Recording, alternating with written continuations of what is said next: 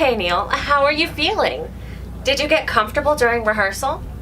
Oh, damn. Did y'all do a rehearsal? That's wild. I've never done one of those. You were there, just dressed better. Whatever you gotta do, man. Hey, don't worry, producer person. I'm ready to go. I've done this for a while now. Neil, get real. Your last show only ran for 6 months to an average of 30 viewers. This is the real deal. There's 200 people out there, and we're broadcasting this to millions. You've got 2 big name guests lined up, and everyone is expecting you to put on a hell of a first show. I need you to focus and make sure you've got your game face on. Damn. You start saying it like that, you got me feeling all nervous now. Snap out of it, Neil. Hey, look, you know what would be really nice? If I could have some of my old buddies here, like maybe Pooh and Tim's or the Piss Jug. I mean, hell, I'd even take, Microphone Fellows or Joe the Coffee Mug at this point. Neil, you can't have a piss jug on prime time. There's gonna be boomers watching. You gotta dial it back and reel it in. It's time to wine and dine this audience. Your first impression is extremely important here. If you mess this up tonight, don't be surprised to find yourself back in a dead-end job going nowhere. A job? What the hell did you just say to me? No, I've never had a job before. I'm not about to start right now. What do you think this is, Neil? A game? I mean, yeah, kinda. I mean, I just do this for fun, and I'm kind of addicted to the validation from strangers on the internet. Ugh. I knew I had my work cut out for me, but this one's gonna be a doozy. What the hell did you just say to me? At least they're paying me well. Wait, you guys are getting paid? What? What? You know what, man? That's your cue. Get out there and make TV history, Neil. Oh, shit. Okay, all right, let's do this. Coming to you live from the Illuminati Corporation studios in an undisclosed location. It's The Tonight Show with Chill Neil. Tonight, Wednesday, May 26th, we're welcoming the legendary Michael Winslow.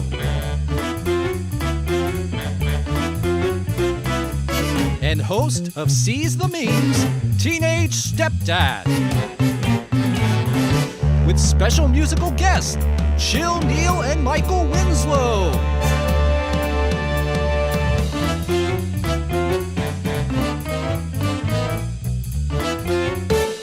And now, here's your host, Chill Neil.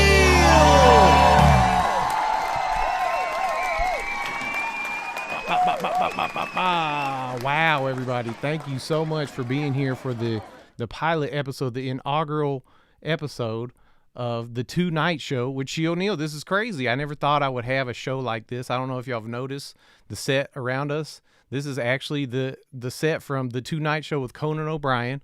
I just love Conan so much. One of my favorite comedians, especially in the late night business. But it was tragic what happened. His show only ran for 7 months. We were lucky enough to pick up the set for a very cheap price. So this has a good feeling about it already. But I just want to say thank y'all so much for tuning in for this episode. We are so excited. Man, look, there's so many people tuned in right now in the chat. I love to see it. I don't even think I can keep up with y'all. I see John Paul, Matt, Rachel. I think Suzanne is there. Tom, Jordan. Wow, this is amazing. You guys are you really are really looking forward to seeing our guests. I mean, so many people have been so excited to hear that Michael Winslow and Teenage Dad will be joining us for this first episode of the Tonight Show. This is crazy. I'm just so excited about it. Well, before we get right into it, of course, as always, make sure to like and subscribe. And we do have a couple of special commemorative items in the shop. If you guys would like to pick up a shirt or a mug, of course, go check them out in the new shop. Tonight Show with chillneil.com is there for you. Well, guys, I don't think I could say anything that would measure up to the guests that we have tonight. So without further ado, I think we need to go ahead and welcome our guest. You all know him. He is a household name, a legend in the world of comedy and entertainment. You've seen him in all the Police Academy movies, Cheech and Chong movies. You've seen him in Sharknado. You've seen him perform live. let's go ahead and give a warm welcome to the one and only Michael Winslow. Wow. Michael, welcome to the show. This is amazing.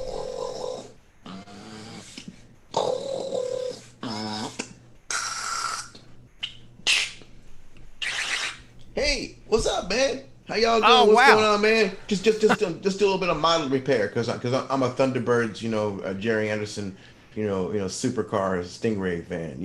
I love it. Yeah, Thunderbirds. Hey, I love that stuff. So I that's remember me. Thunderbirds. Cause I put noises. I'll take stuff like this and I'll go.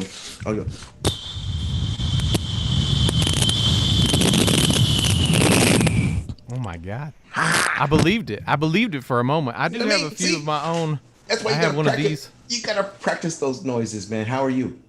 I'm doing fantastic. Michael, thank you so much for being here. I'm doing fantastic. How are you? Yeah, congratulations on your pilot episode. This is Wait, crazy. Wait, hang on a second. Sorry. So put that. Go back into the garage, huh? Yeah, exactly. Hey, I didn't mean to Tony Stark you. This is amazing. I mean, give you a stark reminder, So, Tony Stark me all day. I would love to be suited up with the soundtrack that you provide. I mean, I've never even dreamed of such a thing. Oh, yeah, Well, this is a huge honor to have you here. Everybody at the show is a huge fan of you, and we're just so pleased to have you here. I wanted to ask you, I always like to start these interviews with some hard-hitting questions, and usually it's important research about a certain subject that's very close to my heart, which is food. And I was just curious, since you worked with Cheech and Chong on a couple movies, do you know what their go-to munchie foods were? Oh, well, you gotta understand they kind of kept that secret, and Of course. I can understand why, because I kind of figure sooner or later Cheech and Tommy will get into snacks. So I'd rather just let them develop on their own, because you and I already understand the wrap snacks that exist now at Walmart and your different stores. It's wrap snacks, and Migos is on there, and Cardi B is on there. So you have different flavors. So hip hop is moving into foods. So eventually, hey man, check it out, man. Hey man, I got hot sauce. Yeah man, that's really hot stuff, man. Yeah man, he's got candy bars, man, but we got other stuff, man. Hey, check it out, man. It'll happen. I mean, there'll be supermarkets eventually one day, because if Snoop and Martha keep cooking, it's gonna be a Snoop. There'll be supermarkets, and then maybe he'll have cereal like Snoop Loops. Yeah, I would absolutely buy those and shop there. I'd buy me some Snoop Loops and some Ludacrisp. I think we need to reach out to the Walton family, and they need to make this happen. They need to get with Snoop and Martha and make, instead of Walmart's, we'll just go to the Snooper Market. I think that sounds fantastic. A little like he was talking about open a little bodega. I think he should do it. He's already got his GPS going, so hey, why not? Love Snoop. I'm a huge fan. Yeah, that's why you have to expand, man. That's why you got this wonderful show here, this wonderful set you got. This means expansion, because this means development. Because your first episode, you got to make sure you did a good one, and you have. Because you already started out with a good thing. Congratulations already. Got your bathrobe, got the tie on, and I don't know what's below the equator, but it doesn't matter. Because we're gonna be all right. And the guitar is there, ready. You are ready for action. And Michael, you make me feel so comfortable now. I mean, Yeah. the set was kind of throwing me off because they got the screen is very big, and I feel very small. But you've made me feel comfortable. You're the here. captain. You're the captain, so you're gonna have to understand it's an awesome responsibility. Captain's orders, but captain's captain's discretion. And you know what? Have a good flight and a good journey. So Everybody buckle up. Congratulations, Cap. This is gonna be good. This is gonna be good. So one thing that we've been digging into on this show a lot is kind of just the world of comedy in general. And a lot of our guests, they make memes and they do a lot of stuff on the internet. You're a person that I think a lot of us have looked up to because you've done so many amazing things for comedy that have inspired us. But I also love that as I watch your new products kind of coming out, you are a very forward-thinking entertainer. And it seems like you have a lot of ideas about, what could be next for you, especially with your abilities and skills as a voice actor, but a sound effect expert. Where do you see things going on the internet as far as entertaining and comedy go. I think it's wide open, but I'm curious kind of where your eyes are looking. Well, at the moment, it appears that the golden age of television is now repeating itself with a new golden age, except it is the golden age of telenet, basically. Except it is now on your phone. I mean, I remember the old Dick Tracy cartoons when Dick Tracy used to talk to people on his watch, and people thought that was just impossible. It was just so stupid, and such a stupid idea to put that in a comic book. People thought how stupid the idea of a police officer with his phone on his watch, talking to his captain back at the day. And now look ahead to now. It's Pokemon. It's Lucy with Scarlett Johansson. It's all kinds of developments now. It's basically the golden age of television is now in your fingers. The golden age of TV, with the device that you have, you could actually fly a space shuttle with it. In fact, that device that you just picked up had more power in it than the units that they used to fly the space shuttle, because those things used Commodores, like Commodore 64 and Amigas and Amiga 2000s and 4000s. Those things ran on, like that kind of power. Nothing. And now you have basically a TV studio. It's a broadcast station in your hand. And this is one of the most, what I would say, wide open, Wild West sort of situations. The internet is like the Wild West right now. And it's also the golden age of television in its newest form. And it's in the palm of your hand. And some folks, there'll be eye rings eventually where they'll be there too. So who knows? And now you got eyeglass. Eyeglasses now means a whole different thing now. It used to mean, I gotta put on my eyeglasses. I can't see. Look at here. I know the Gandalf farted in this room. I'll find him. But now it's tech, and you are the ones in control. But the playing field is been leveled a little bit. It's pretty rocky, but it's been leveled. So you have an opportunity to do something with what you have now. The golden age of television, the golden age of entertainment is now on your hand screen. What do you? It's very exciting.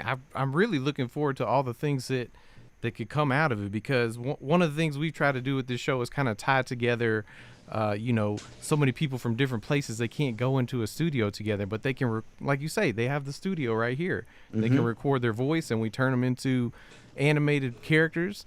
And of course we always break the rules with it and do the wrong things, because that's exactly what the human nature is all about. So now you have Insta things and Grandma Face and iPhone, me phone, it phone, you phone, flavor phone, knee phone, butt phone connected to the knee phone, the knee phone connected to the. I mean, come on, guys. I keep thinking of Chris Farley in that movie, the Western, where he was going, my brain, it bleeds.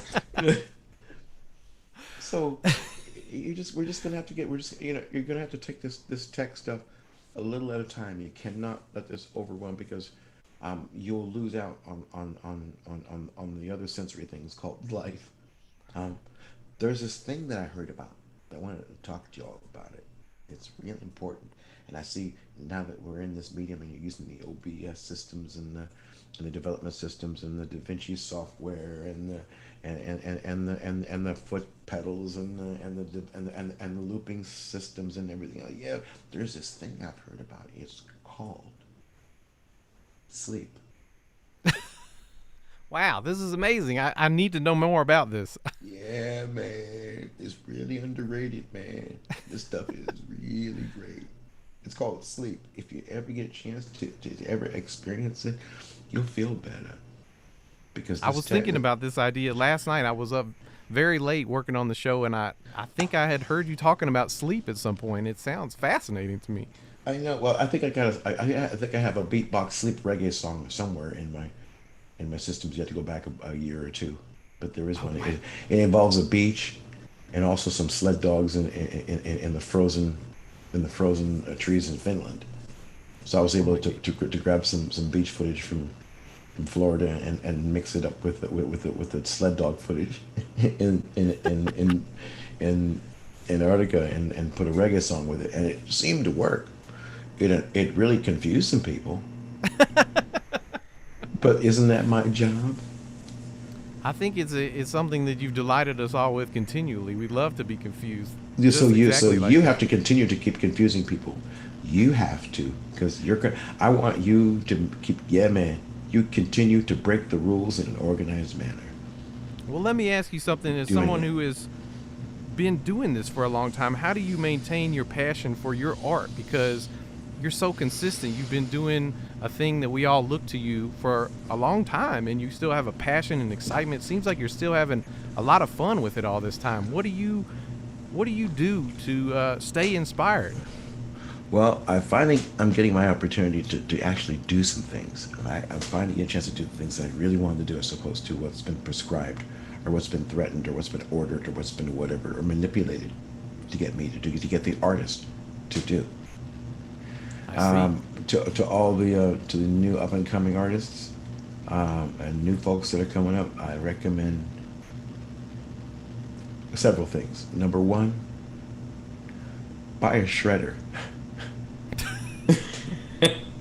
Because if you forget about stuff and leave stuff someplace, somebody's going to stuff that stuff in their stuff. Buy a shredder. Okay. Don't end up getting Napstered, like what's his name was talking about in the Italian Job. You saw that movie. You know what I'm talking about. Italian Job. Yeah, the Is whole. it Jason's? Yeah, exactly. But I tell you what, man, I wouldn't mind getting my hands on that 850 BMW, the straighter, man. I would love to get, because I'd take it apart, put it back together backwards, just to make sure I can do it. That sounds amazing. I've been just walking. I don't even have a car myself, so that would be just amazing. Sometimes I'd rather bus. Some of those things, you're gonna have to reverse engineer stuff, man. I mean, if the new stuff is too expensive, you're just gonna have to reverse engineer what you got, and that's. I'm gonna have to say it, for all you folks out there trying to get stuff together, all the little kid out there with his first phone, trying to get stuff together, you're gonna need a plug-in microphone if you want your things to work out well. You're gonna have to spend the $29-$39, young man, young lady, and go to Best Buy and get that little plug-in for your phone, the microphone plug, and then to all the kids out there that don't know this trick, the audio, the ADR people, the Foley stage people know this trick. Go out, get your plug for your phone. You know what it is? The little microphone. It plugs into your phone. It's an external microphone, so that your audio doesn't sound like right. Yes. 'Cause that's always what happens. And then you got to go back and try to re-record it again, which you can with iMovie. Very underrated program. But go to Best Buy or whatever, or Wally, wherever. And get that external microphone. Yes, yeah, for shiz. Right. Yes.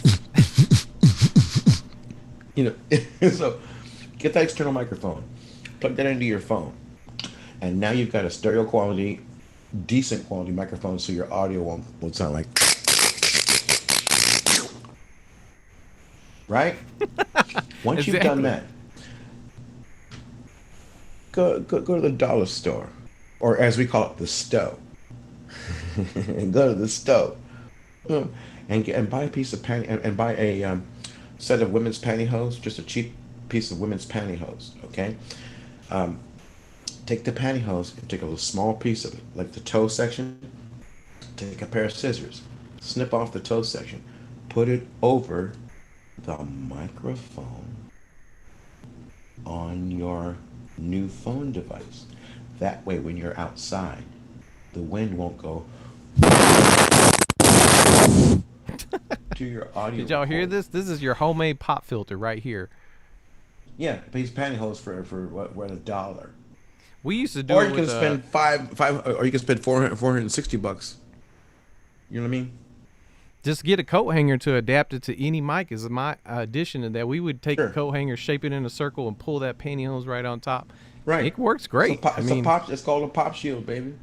The mother of invention, right? Uh-huh. Is necessity. And so we've already gone all the way from a piece of $1 pantyhose over a cell phone plug-in USB microphone, and the audio sounds better too because you're not popping, and the wind isn't blowing, and you actually have a decent video. Now, that's old school ADR Foley stage people. The Foley stage folks are the ones that come in with pairs of boots and pieces of wood and bags of dirt. So they look at the movie screen when the movie's on, they look at the movie screen and they match the feet when people are walking, and they match the horses when they got with two coconuts, like in Monty Python. Yeah, that's the Foley stage people, right? Now, for all you folks just trying to get started, we talked about the pantyhose. You're very, very welcome for $1.49. Snip off the edge of the toe of some cheap pantyhose and put that over your microphone. Put that over your microphone. That's your pop shield with a rubber band. And bang, you just saved yourself $100 and something for one of the expensive stuff that you'll get at online that they're trying to get you to buy, right? The other way, this is called the Chaotica Eyeball.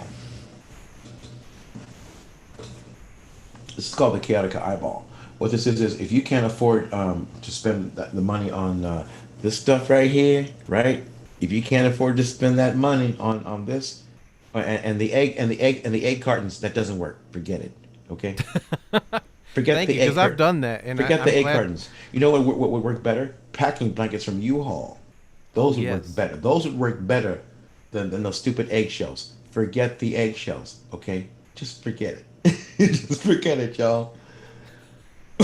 So this is the Chaotica Eyeball.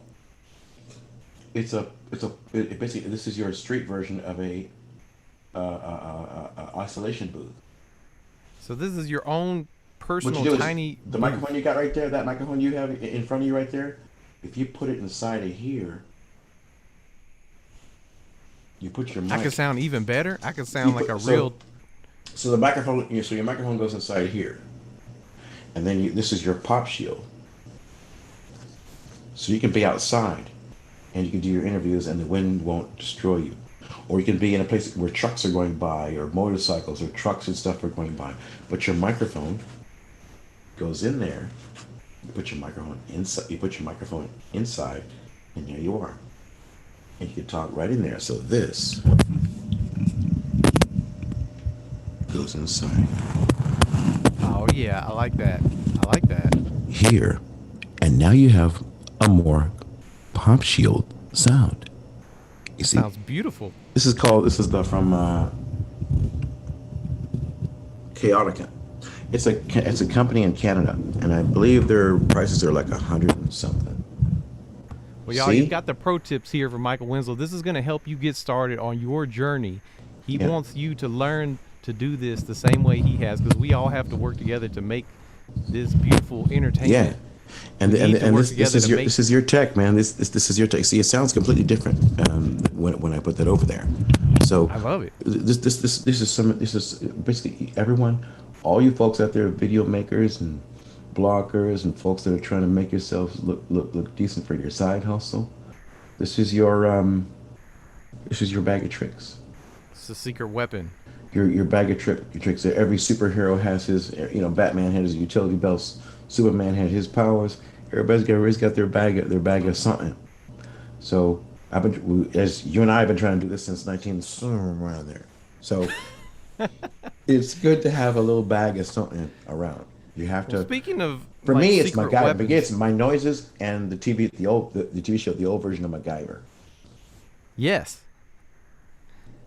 So let me ask you, how did you manage, because you're giving out wonderful tips to the audience. I feel like there's one last bit they could glean from your Sure. life experience that Certainly. maybe could help them if they're, they're taking the tips, they're doing the work, and they're learning to make content, but it's, I know you hustled really hard to get your break and start a long, successful career. Getting that first break it takes so much work. What would you say to people that are, just cutting their teeth and getting out there and starting to, auditions and make content and put it out there and share it to people? What is the Be thing ready. that would? Be ready to do this over and over and over and over again, and sometimes with no reactions, sometimes with all kinds of reactions. It is a roller coaster of It's a roller coaster of what you call randomness. Okay. It's a roller coaster of random reactions. 'Cause that's what's going to happen, and you'll get there. You'll get there, but just make sure you got your football helmet and your pads ready. I think that is huge. Or your hockey gear, depending on what industry you've chosen.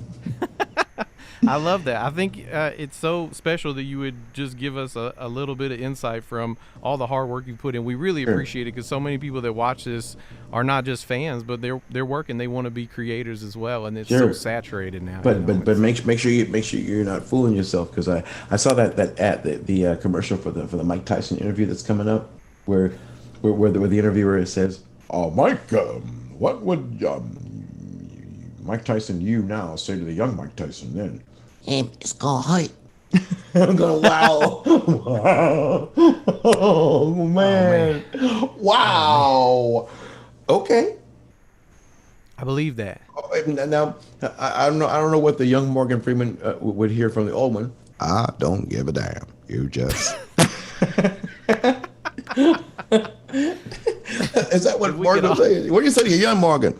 I have no damned idea what I tell myself. It's amazing. Well, I have one last question for you. It's a loaded question, but before I ask that question, I do want to give a couple of shout outs, because I know you got some shows coming up in June in Indianapolis. You're going to be at the Irving Theater on June 11th. Yes. Everybody make sure you look out if you're in Indianapolis, as well as is it Louisville? You're going to be on June 12th at the Diamond Pub Highlands and Concert Hall. So you make sure that you take your magic marker and you, or if it's a Sharpie, mark those calendars, y'all. It's important. and I'm angry. I'm sure a squirrel somewhere is going, "Sit by what?" Well, I said I had a loaded question for you, because the answer is gonna lead to something else. I've got a proposition for you, but I was gonna lead with this. Do you ever remember on the set of Spaceballs, a movie I loved you in With so Mel much? Brooks. Shout out to my nephew Wyatt. He loves you so much in that movie, and shout out to Mel Brooks, man. What a legend. I do. Why? But I'm curious if they ever had corn dogs on the set of Spaceballs. Well, I must say that because it was a Mel Brooks production, the catering was very, very good on that set, and yes, I have no doubt that there were all kinds of things on. I remember the catering being very good, and yes, there were corn dogs on there. There were all kinds of things, because Mel wanted to make sure that we were all. I was only scheduled for 2 days work on that production. I was there 2.5 weeks, because he kept everybody together, because it was about family. Do you understand me? It's about family. And the same thing about folks that are trying to learn how to do their productions. You know, your folks that you work with, that you've been making your videos with and doing your phone stuff with, stick together, because you're a family. Because George Lucas had a family of folks that he grew up with. Steven Spielberg had a family of folks that he grew up with, because Steven and George knew each other. I mean, they went to USC. You know, they learned together, and they just, you know, Milius and Coppola, they're all friends, and Dykstra and all those guys that built the models. Instant, the models, they all stuck together. They were like family. So you all look out for each other. But at the same time, I highly recommend you buy a shredder and take one class in contract law. Take a class in contract law. Learn how these little thingies work. That way you don't get into no trouble, and your friends don't become frenemies. This is very important, y'all. Make sure you take heed of all Michael's advice. Take a quick course in contracts, how those things work. Study it. That way you won't get terrified by the. I'm serious, and that'll help you. But you're gonna be all right. But remember, you got family, you got folks that stick together. And if you're good at keeping everybody else's secrets and don't let their stuff out, and help them get their things realized, they're going to help you get your things realized. Just make sure your production is separate from everybody else's production. Your ideas are not their ideas. You don't use theirs. You got yours. Use yours.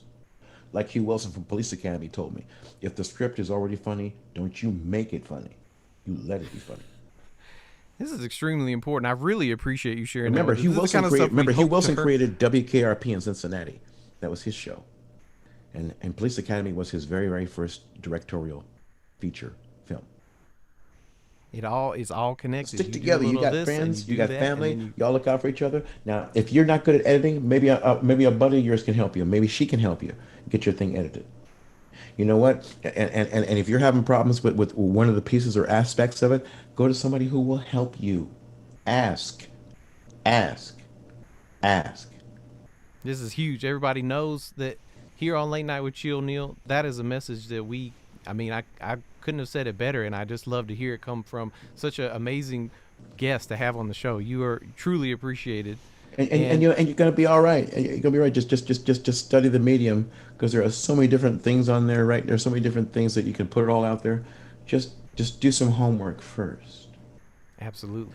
Like Speaking of homework, I've been thinking a lot about like corn like I dogs. said, But yes, corn corn there were dogs. corn dogs on the sets of Spaceballs, because the catering was excellent. Do you think maybe we could get back together here at the end of the show and do a song maybe about corn dogs in space, perhaps? I'd love to, because I'd love to get some of that what you call it, the slightly spicy brown mustard. I don't care if it's French's or if it's gray. Boom, boom. I love that. Yeah, whatever it is, just give me some of that. The mustard is extremely important. So if you took them into space, would they taste different? That's a great question. We need to get an astronaut on the show to answer this question. Well, they got space wine. You heard about the space wine that came back, and they said that it tastes completely different now. Oh my God, really? Yep, they actually sent some wine to space to let it age up there, and then brought it back and did some tests. So you can Google it, and you'll find out some data about the wine that was transported to space as an experiment, and what they found out. So yeah, that's in there. So yeah, I assume the corn dogs would be completely different with flavor. Imagine what a cheeseburger would taste like if you brought it back. You know, a wagyu ribeye, take it into space for 5 days and bring it back. How much is that steak worth now?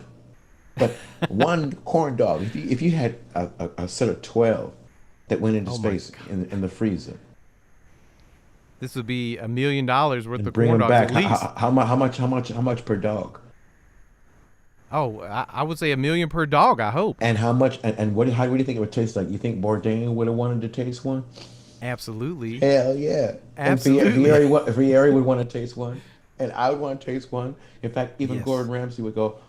Ramsay would say, "Right, I want a taste of that fucking thing." Yes. I agree. Give it to me. Michael Winslow. Give it to me and walk away.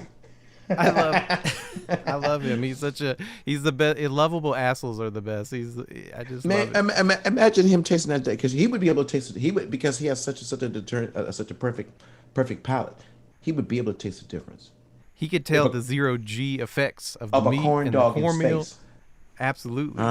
He'd be able to taste right within the microbuds, in the micrometer microbuds, and you Snoop fans, forget it. I ain't talking about that.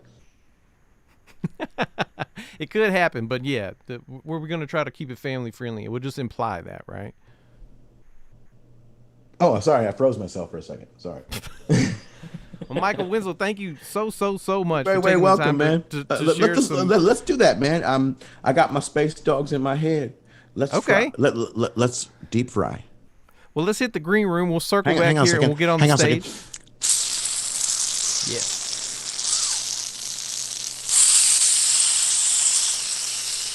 Yes. It's going in.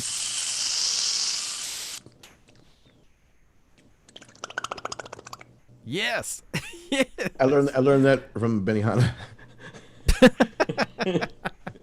I would love an interactive corn dog experience like you just gave us, like a Benihana style. That's a marketable thing. I probably need to start thinking about that. It's like my own snooper market version of a business. Man, I just wish Snoop would have us on his and Martha's show, because Snoop. yeah, man, because I know that grilled cheese recipe was there, man. You heard it here. We want to come on the show. Yeah. Have Michael on the I show. want some That chocolate would be amazing. beignets. I want some chocolate beignets. I want to try those. And hey, man, chicken and waffles, just like Roscoe's in L.A. Yes. Yes. Yeah, I'm very hungry now. I haven't had dinner yet, so we're gonna have to be Corn careful with dogs. We're gonna have to have some dogs, man.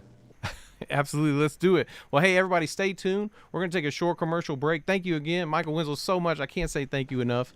We'll be back with Teenage Stepdad.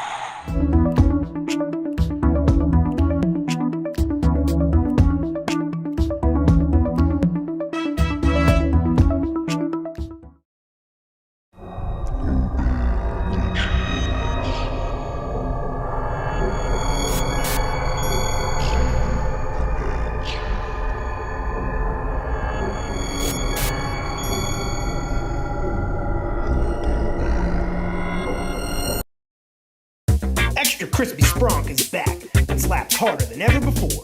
And if you're looking for that extra crunchy drink, McDonald's has you covered. Spronk will crack the crust on your coronavirus and charge your phone with just one slug.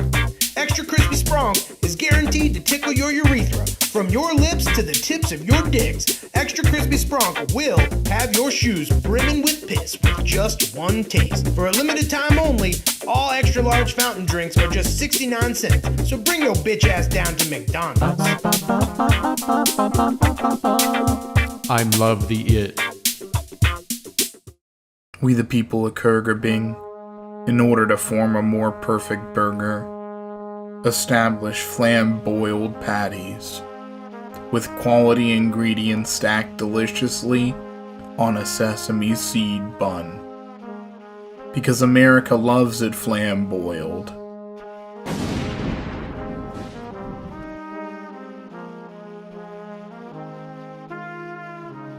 From sea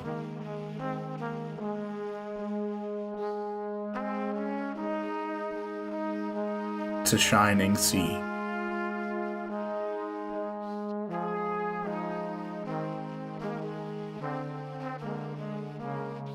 Damn, this shit kind of fucking cinnamony. For real though, this shit is like legit cinnamony as fuck. Y'all think I'm playing, but I'm not. This shit is cinnamony as fuck. Cinnamon off the chain. Bitch, quit trying to act like you can read this shit. You can't read this shit with your little ass eyes. Cinnamony shit. Only available at Limelight.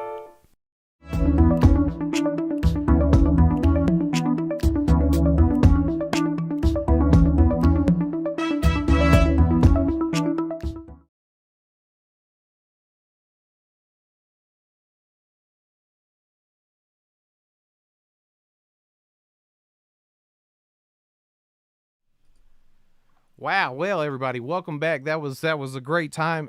Michael Winslow, I can't say thank you enough for being here with us. And we've already got our next guest here, Teenage Stepdad. Welcome to the show. How are you doing this evening? I'm doing all right, Neil. Happy to be here, man. Oh, man. That was some amazing shit. Is he knighted yet? Sir Michael Winslow yet? I mean, give me a break. If he hasn't been, we need to start a petition. We need to start a petition for a lot of things for Michael Winslow. He needs to get his due. He's a legend, and we all love him so much. But I got to address something with you real quick. My staff told me that you were a teenage stepdad. You don't. Are you a teenager, or this is confusing to me? Yeah. I hate to be a disappointment, but I'm neither a teenager or a stepfather. I do have some teenage stepchildren. That's been confusing for some folks. I should have clarified that. But as you can tell by the size of my forehead, especially on this giant screen, you know, I'm a little long in the tooth, Neil. Okay, all right. Well, I'd like to stipulate I still know how to party, so I got that going. Now we're talking. Well, this is just amazing to have you here. I know we talked a little bit in the green room before the show about how much we both love Michael Winslow. So, Michael, if you're hearing us, shout out to you. You're a huge inspiration to us. We love you very much. But I do want to say a lot of people, I was surprised by how many people hit me up to say, oh my God, you got Teenage Stepdad for the show. And I was like, wow, this is crazy to me. Like, I'm very excited to have you here. I mean, yeah, man. Well, that's cool. That's nice to hear. Yeah. So, well, something that was, kind of came to my mind though, was that I'm looking at your background there, and I've been looking forward to your show, Seize the Memes. And it's my understanding that you exist in an alternate reality version of the 90s, where Is that where you're calling us from now, or do you tend to dimension hop when you when you got to come home and take care of the family in the house, and then you go back to the 90s when it's time? How does that work? That's kind of, yeah, I guess it's kind of the alternate dimension. I live in one reality in my work and one reality when I'm tucking Grayson and Elliot in at bed at night. They actually, since I'm on the show tonight, they get to stay up a little late tonight. But yeah, it's kind of the shows and my work generally is set in kind of this alternate reality 80s and 90s place where, things fucking looked cooler, so. I love that. Okay, well, I also exist in alternate realities with alter egos, so I'm trying to pick up some tips here because it's hard navigating all that sometimes, and it's cool to see that somebody else is on that journey, So we're looking forward to seeing more of that and Seize the Memes. I was curious though, just to dial it back, because that's your new thing that's coming. We should talk more about that, but you have a lot of skills clearly in the photo editing and video world, and you also have this. This type of humor that we appreciate on the show, the audience loves, the weed number, the sex number. Oh, yeah. All those kind of things, horny boners and... Boners, diarrhea, cum, piss, and shit. I don't know if you could say all these things. I mean, we could beep that in post if we need to, but all the aspects... I'll have my staff look into that. all the aspects of the human experience are open to being expressed in art, So that's what I'm all about, so... Well, I'm curious, for you, did the skills in being able to turn these hilarious, strange ideas, in the comedy world into very well done photo and video edits, did those things come about at the same time, or were you always kind of this kind of cum piss shit joke person and you learned the skills and then brought that into it? I'm just curious your journey. Well, yeah, I mean, I guess I've always responded to the boners, cum, piss, shit, diarrhea stuff since I was a kid, That makes sense. A huge fan of Police Academy, that's not exactly considered like highbrow comedy. That's considered like real working class, real like funny shit, So I've always been drawn to that. And when I first started making memes, which was kind of my first, I'm an old ass man. I've been making art my whole life. But when I first started sharing anything publicly was with memes. And, like anybody, you start off with just shit posting and making shit on your phone. But then I like to draw from all those disciplines that I've tried throughout my life. And really, like, once I kind of decided to start making my shit look a little more polished, I guess, over the past few years of doing that and jumping around from decade to decade and design style to design style at whim, that's a hell of a way to learn design, a hell of a lot better than going to art and design school, I'll tell you that. So that's extremely exciting to me. Honestly, I love that more than anything. I know so many people that have learned, to become a graphic designer because they wanted to make memes. I think that's extremely empowering, and I get excited about that. Yeah, it's killer too, because like the design that we're surrounded by every day is kind of dictated to us by these people who have these have gone to design school, have gone to art school, people who have maybe a different background than just about everybody I know, So one of the things I love about memes is that this is an art form that's led by trans folks and people of color and working class and poor people who, by sheer brute force, can get their voices out there and cut through all this media denialism about the real world we live in. It's great. It's like you see stuff that is media created by people like you. Or people that are different than you that you can learn from. And there's no filter between an artist and their audience. And that's some really important shit, just like Michael Winslow was talking about, like how we have these opportunities. I'm probably aged somewhere between Michael and you. And in my experience growing up, I saw these tools coming out and was like, someday somebody is just going to be able to make a show or a cartoon in their bedroom. Yes. And now that we're there, it's like, It's great. I think that we should be making our own media, and that's really kind of what Seize the Memes is about, is to encourage that sort of thing. So that's why I'm stoked to be on Chill Neil, and because you're doing it hardcore, man. Big props wow. to you, dude. Thank you. I mean, that means a lot. I'm not gonna get emotional right now. I didn't get emotional with Michael Winslow. Don't do it to me. That's why that's why you're wearing the shades, man. You're prepped. That's true. That y'all can't see what's going on back here. I mean, so you kind of set it up for me, but I was gonna ask you the next question is that kind of where you decided to come up with Seize the Memes? Was it to help, empower more people to do exactly what you're talking about, or how did this idea come to be? Yeah, it kind of, I don't know where it came in the process. I think the weird things happen, as I know when you just start chasing your muse into unknown places, and it takes you to unexpected places. But I guess the idea started with the nugget of I get all these DMs all the time asking, would you ever consider doing tutorials? Like, how did you do this? What app did you use to create this? All that kind of stuff. And that just got me kind of thinking, that'd be kind of fun to kind of do something like that. And being the age that I am, I grew up with shows like The Joy of Painting, and in particular this kind of offshoot of This Old House, New Yankee Workshop, which was a master carpenter building cabinetry in his workshop. And so I kind of started to kind of see an art instruction show for memes. Like, what if Bob Ross, and people don't have generally canvases and paint. I mean, do they even make that shit anymore? I'm not sure. But everybody's got a phone in their pocket, and most people have access to a shitty laptop, at least, So it's really kind of an update of that idea of art instruction done for what people are interested in now, and using the tools they have now. And maybe I think it's got something for everybody. It's if you're interested in that art and design aspect, that's cool. And I show you some tips in there. But I'll be honest, it's really not so much about learning how to do shit in Photoshop and Illustrator as much as trying to get people to stoked to look at the devices that they have as not just a tool of consumption, but something that they can use to create their own shit.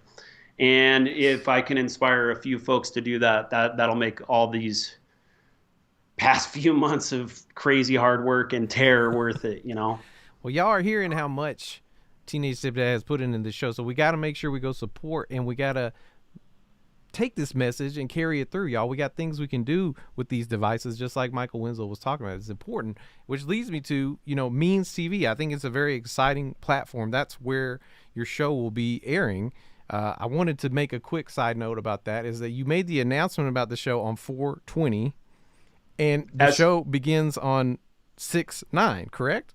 Yeah.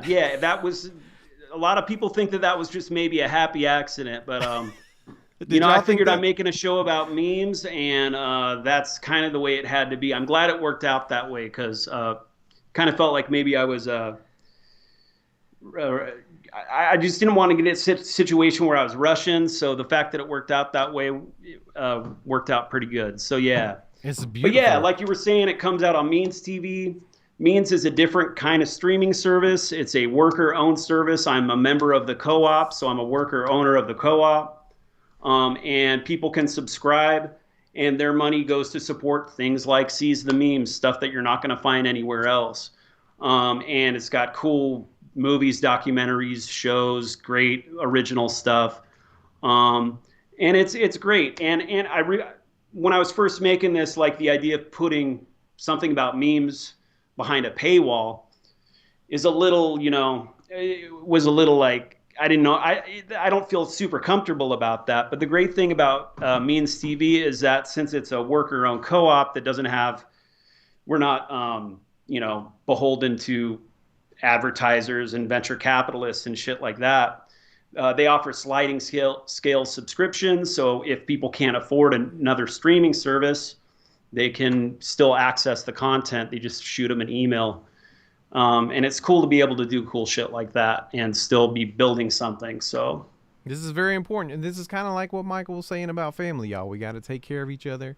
We got people creating. This is a great way to support them. So thank you for sharing about Means TV. I heard about Means TV at least a year ago. Shout outs to my podcast friends, Beep Beep Lettuce. They've been always putting Means TV on, and if you know about Beep Beep Lettuce, y'all know about Beep Beep Lettuce. But I did want to make sure that the viewers, since we're on YouTube right now, they know that this alternative is out there. I think it's important. Go get a subscription. I just got mine up this week because I'm ready for Seize the Memes. And coming up. Not to take away from your show, because I'm very excited to watch it, but I was just wondering if you maybe could give us a little piece of advice to the folks that have been inspired. I know a lot of folks share memes and consume memes and never think about making them, and then there's this leap that they make, or maybe they just got started in it. Would you be willing to offer them a little piece of advice just to get them started or help them along, perhaps? Yeah. Well, shit. It's like it really is like the most important thing in the world to me to be a creator. I can remember like a year in my life where I didn't really make anything. I think I was working a job that just sucked all of that juice out of me. And the thing I remember is I kind of had no sense of who I was, And so if you can create stuff, even if it's memes, if it's dancing, if it's music, if it's anything creative, what that does is it helps you kind of become familiar with who you are inside yourself. This kind of there's all these things built up in this world we live in that kind of try to keep us isolated, and kind of build these walls between us. And art is the best mechanism to tear all those down. And it starts with you. You kind of tear yourself down and build yourself up from the start. And so yeah, if that sounds appealing to you, you should make some art. And it's easier than ever to do it now. You've got so many tools at your disposal to do all sorts of disciplines. Stuff that used to cost $500,000 worth of gear, you can have a lot of that on your phone and spend a couple $100 and have the gear to have all that equipment to do that. The barriers to entry are super minimal, and it's a totally invaluable thing to just start defining who you are in a solid way, on ways you can look back on and reflect and see your growth. Yeah, man, just fucking make art. It makes you feel alive. It makes you feel real.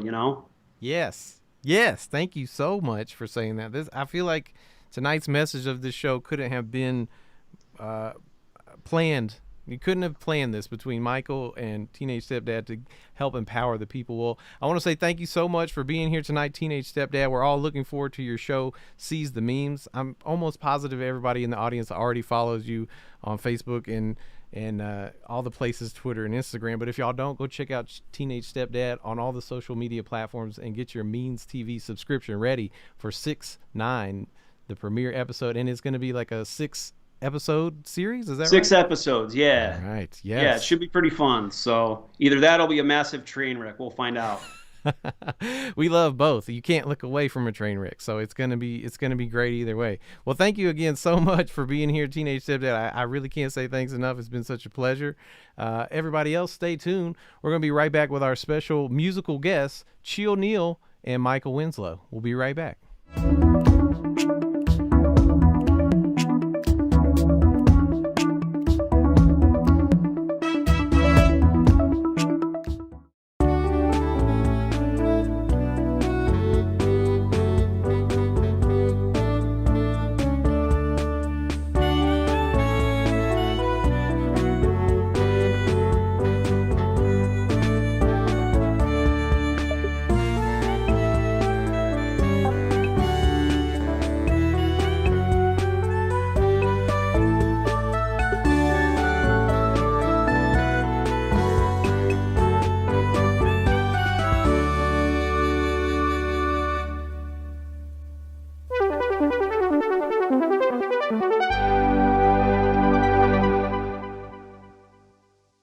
Did you or a family member not die from something that didn't make you stronger?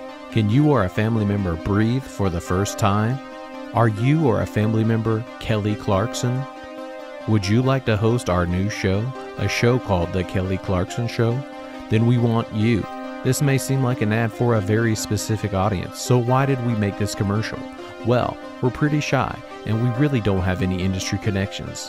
Plus, we see that you already have your own show called The Kelly Clarkson Show, so I guess the chances of making this happen are pretty slim. But we thought if you see this commercial, then maybe? Just kidding. Unless? No, just kidding. Unless? If you are a family member or Kelly Clarkson, please call our hotline at 720-893-0166. That's 720-893-0166. Operators are standing by.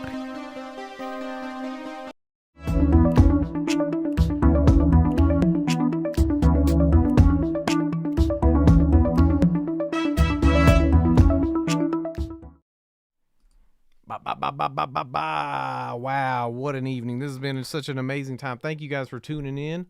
And make sure you are buckled up. Don't go anywhere, because it's time to welcome our special musical guests of the night with their hit of the summer, Corn Dogs in Space. Everybody give a warm welcome round of applause to Chill Neal and Michael Winslow. Hey, Michael Winslow. Hey, man. I thought you might help me make a song about two things that are very close to my heart. Ooh, what are those? The future, and that's right, corn dogs. I hope in the future I can eat a corn dog in space.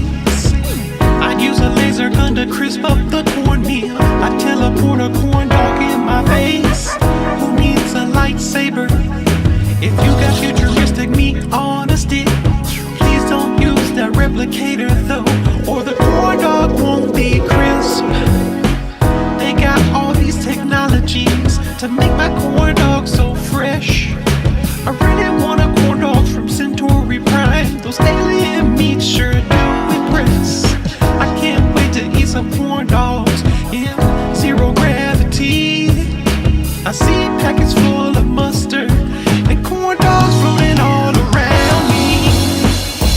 Corn dogs in space. In space.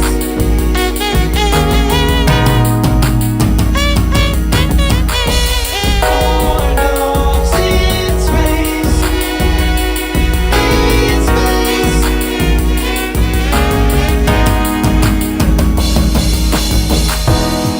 All right, everybody, ladies and gentlemen, let's give it up right now for the one and only Michael Winslow, Corn Dog. Take it away, Michael Winslow.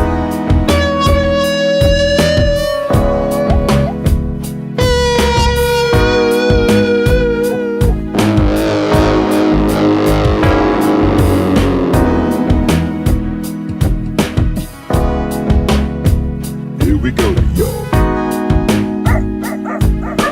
Dog in the space, y'all. Wow, that was amazing. I never thought I would hear such a beautiful sound come out of a corn dog's mouth. It's very confusing to me. I was gonna eat you, but there's no way I could eat you. I'm just gonna have to find some other. Corn dogs in space. In space.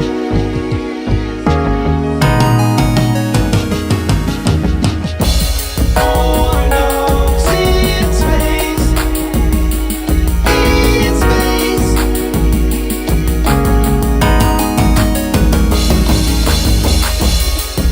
Corn dogs in space. In space. Corn dogs in space. In space.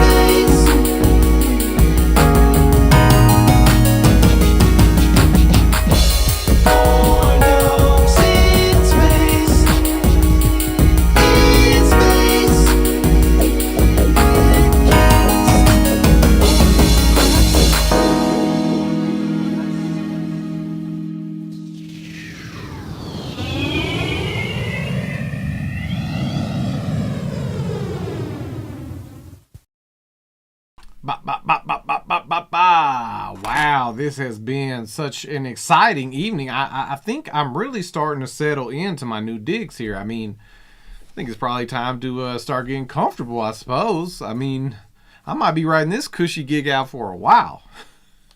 Anyway, you know what? I need to thank everyone involved, the cast and the crew of the show, for helping me get this pilot episode of the new Chill Neal late night experience off to a great start. Thanks to the very special guests, Michael Winslow and Teenage Stepdad. Y'all are amazing. And I really want to send a huge thanks to all the viewers for tuning in for, such a big event. This has been, more than I could ever hope so. Let's go ahead and see what the Illuminati has in store for y'all for the rest of the evening. Some great programming. Make sure you stay tuned for the next hour. They've been playing in the late night block for a while. Let's see what we have here. It looks like, wait, what is this? Next up, we have Late Night with Phil. What the absolute hell did I just say? Late Night with Phil's head ass. This is ridiculous. How could y'all do this to me? Neil, don't do this on air. You just need to wrap up the show. Calm down. Just say, that's our show for tonight, and wrap up the show, and we can deal with this afterward, okay? I knew that you were against me. All of you. This is what your plan from the start, right? Just to get me off late night so that Phil could take over? Hey, Neil, cool it, man. This show's pretty much over, Can we just wrap things up here real quick? We all want to hit the Illuminati cafeteria before it closes. Don't talk to me like that. This is my show. I'm in charge here, okay? No, Neil. You're not in charge. That's not how it works here. You're the talent. The namesake. But this is the Illuminati show now. You need to take the advice of your very professional crew here. And let's wind this down before you do something you're gonna regret. Regret? What do y'all know about regret? Don't do that, Neil. You don't know me. Do you know what I've been through to be on this show? Have some respect, man. What the hell did you just say to me? Do you know who you're speaking to? I'm Chill Neil of Late Night with Chill Neil fame. Do you know what I've given up to come host this show? I gave up my friends, my studio. I gave up an easy life of vibing and eating corn dogs. I was going to open up my own corn dog hut, for God's sake. Neil, I uprooted my entire family to move here and work on this show. I cashed out my entire coin pussy to afford the move. And on top of that, all my belongings were lost while they were on the shipping container to the secret island. Oh, boo-hoo. You lost all your belongings and your money? Pfft, what a baby. Grow up, man. That's enough, Neil. You're way out of line. Somebody cut the live stream before this gets any worse. Don't you dare. This is my show. I got something to say right now. Here we go. I knew you didn't have what it takes to host this show. You're not cut out for the big leagues, pal. You were always meant to stay in your little niche corner of the internet, making stupid jokes about farts and songs about food like a loser. A loser? Me? Chill Neil? A loser? Pfft. See, this is why I never should have left Late Night with Chill Neil.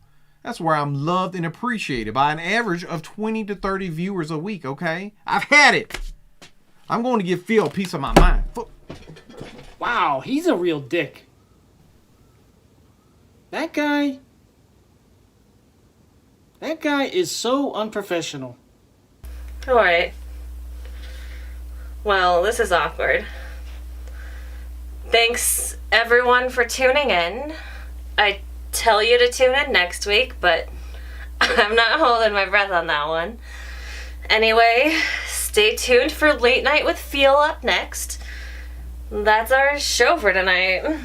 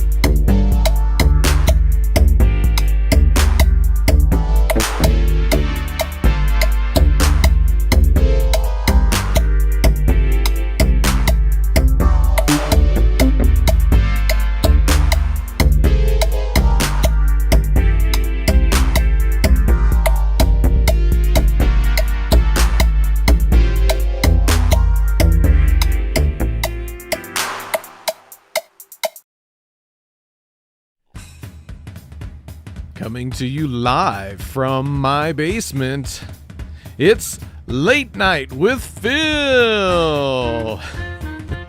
Tonight, Wednesday, May 26th, we're going to be celebrating National Burger Day just a little bit early with our guest chef for the night, Ari J. Mondry.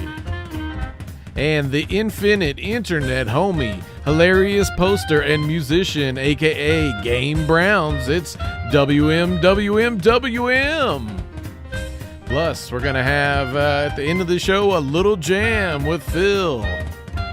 And now, here's your host, Phil. Hey, that's me, yeah. Wow, what is up, everybody? Welcome to the first episode. I guess technically it's the second episode of Late Night with Phil.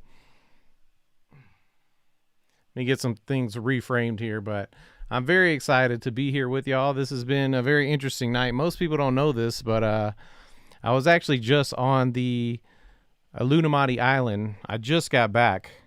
Crazy.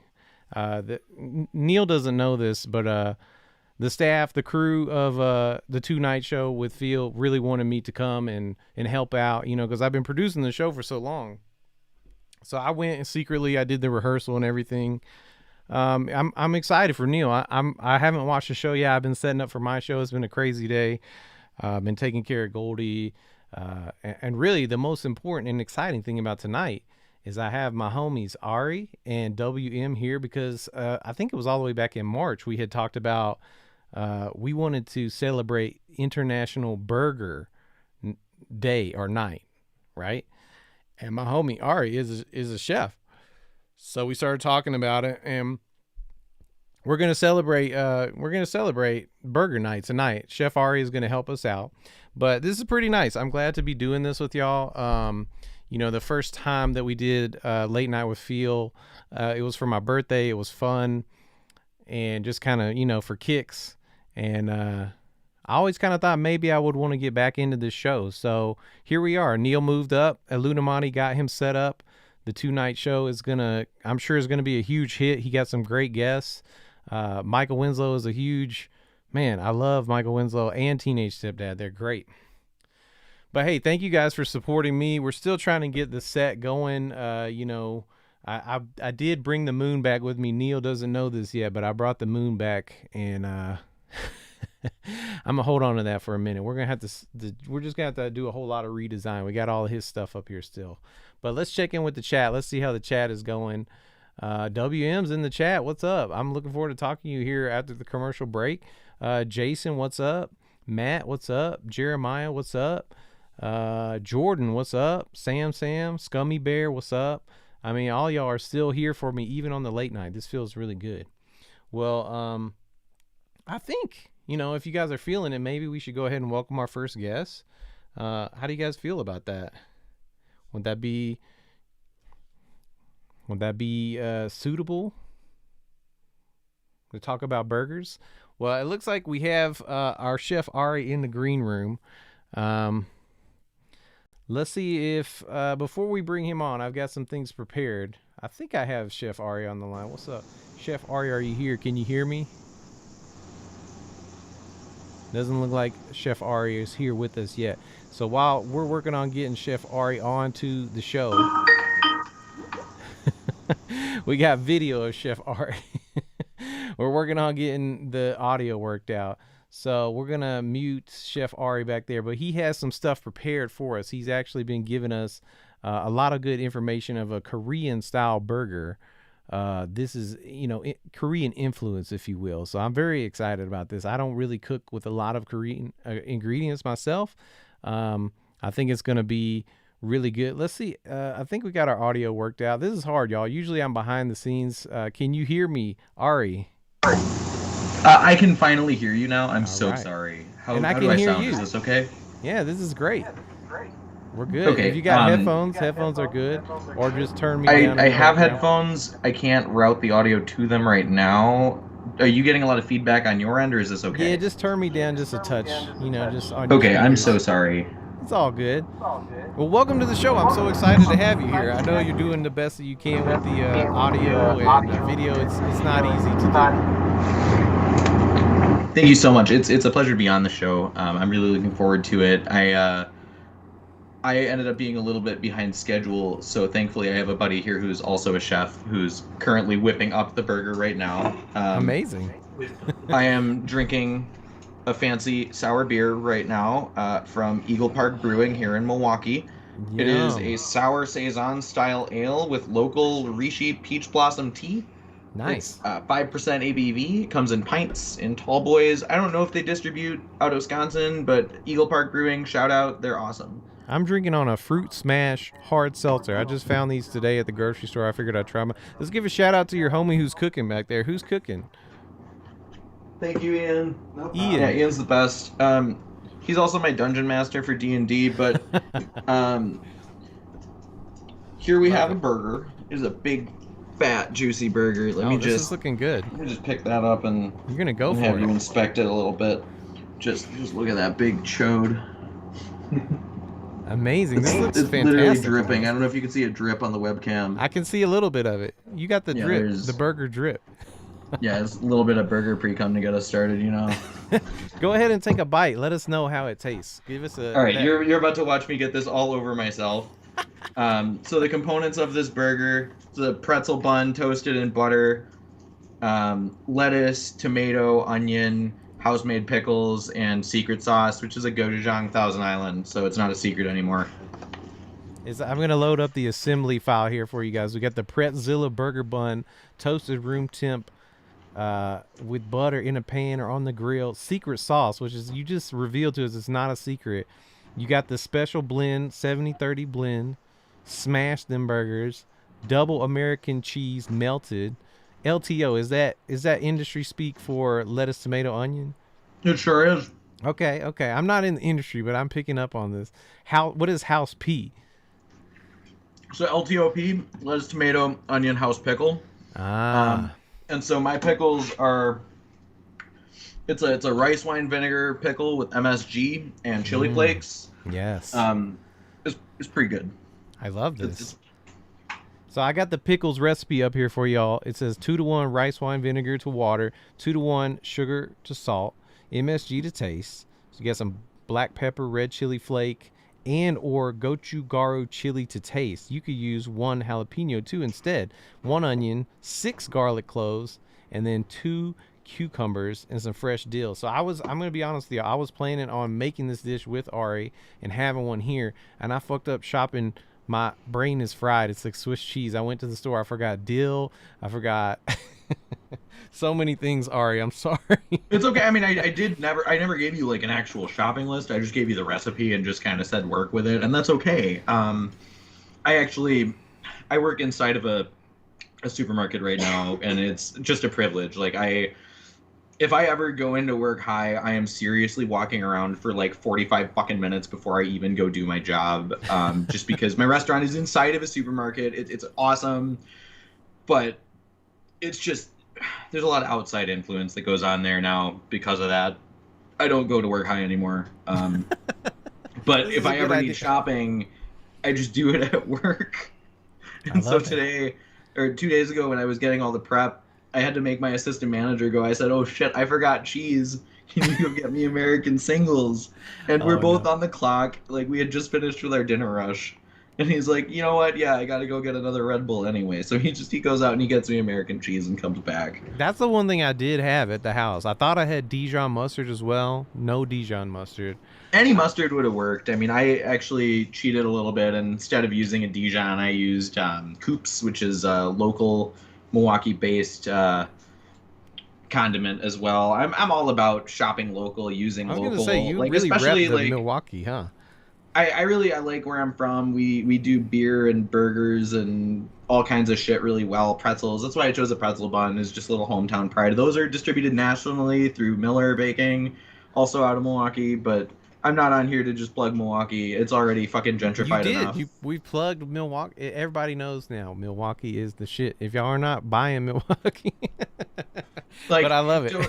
You know, just come in and like there's already enough people that support like professional sports and whatever here. But just do yourself a favor, small town, big city, wherever you're from. Like, instead of supporting like industry's full of millionaires that just make more millionaires. Just go to your local restaurant and buy like a good fucking burger and drink a local beer and Yes. just enjoy that. Like your spending footprint really matters, and all the people like us, we really need your money a lot more than the millionaires do, especially post-pandemic. Yes, absolutely. So this is big. This is big, and I love to hear this because International Burger Day is not actually tonight. We're actually preempting it. The Burger Day is Friday, so y'all have time to go ahead and scope out your local burger tieria. I just made that up. Does that work? Burgery? I think it'd be a burgery. Burgery? Okay, yeah. Scope out your local burgery, brewery, all that, and get ready for Burger Night. We just wanted to hip you to it because we've been talking about. I don't even actually. Do you remember the conversation that prompted the burger episode? I'll shout out to WM. I think suggested it, but there was something happening when we decided this. I think what happened is our schedules are really difficult to line up, and I work about 70 hours a week right now on salary, which is great. But it means that I work from 8:30 a.m. to 9:30 p.m. like 5 days a week generally, and my 2 off days are spent like playing catch up, and not the kind you put on a burger. It just means I got to clean my house and make sure that I'm caffeinated and take care of my dog. She misses me so much. She's so pissed every time I go to work. Yeah. Like I don't know how I'm gonna deal with it when I have kids. Like I'm just gonna I don't know. Do it. I'll hopefully be like working for myself and like living at home and working at home by then, but we'll see. Just make it work, But damn, 70 hours. We gotta support Chef Ari, y'all. Send out your fortitude and positivity to Chef. So I'm gonna give a quick plug to your hashtag because it is so amazing at chef_boy_re. It's perfectly planned that you were able to pick that one up. Yeah, I was really happy, and it's nice because it's like 1 or 2 characters away from like total copyright infringement. And so if I ever like get a C&D, whatever, that's fine. I don't even mind. Oh, I mean, never. I just hope that I like get enough clout someday that I get a C&D. That'd be nice. That'd be really validating. Exactly. And be like, hey, like this company that's probably owned by Unilever or some other giant Nestle style corporation like has noticed me. I'm like, all right, that's fine. That's the goal, yeah, as far as the meme life goes. But I mean, shout out. I personally haven't been on TikTok for a while, but I did enjoy your hashtag is on TikTok the same, correct? So I'm Young Pyromancer on TikTok with an underscore in there, and Young is spelled like YUNG, like a SoundCloud rapper, because I think I'm cool. But I actually am I'm very into the game Magic the Gathering. I don't know if you can see the tattoo well. Damn, but, you really got yes, we can see it. Yeah, shout out to Magic the Gathering for ruining relationships and friendships everywhere. I've spent so much fucking money on that game, and it's my favorite Magic card, which became my username because I'm a man who plays with fire, and Young Pyromancer resonates with me. This has kind of got Jonkler energy going. Actively post on these platforms very often, which I don't. I mostly lurk and share, but I at least want to snag up the cool handles before other people take the nickname that I thought of. Fair.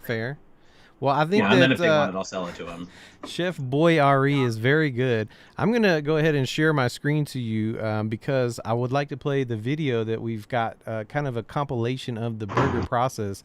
If you fantastic. can see it, you can kind of help me. It's going to take over the screen here, but we can kind of walk our way through it. It's going to have some videos and some pictures so we can help educate these people for Burger Day. So like a sweet like voiceover montage type deal? Yeah, we can just kind of discuss it together. Let's go ahead and let's kick it off. I think the first thing it's going to start with is your pickles here. So let's see what happens. Yeah, here we go. So these pickles are, I use English or seedless cucumbers. I slice them thin on a mandolin slicer. White onion, smashed garlic cloves, fresh dill. I used Fresno chili in this. Slightly better than jalapeno in my eyes. It's fruity. It's ripe. Here's a ball of meat.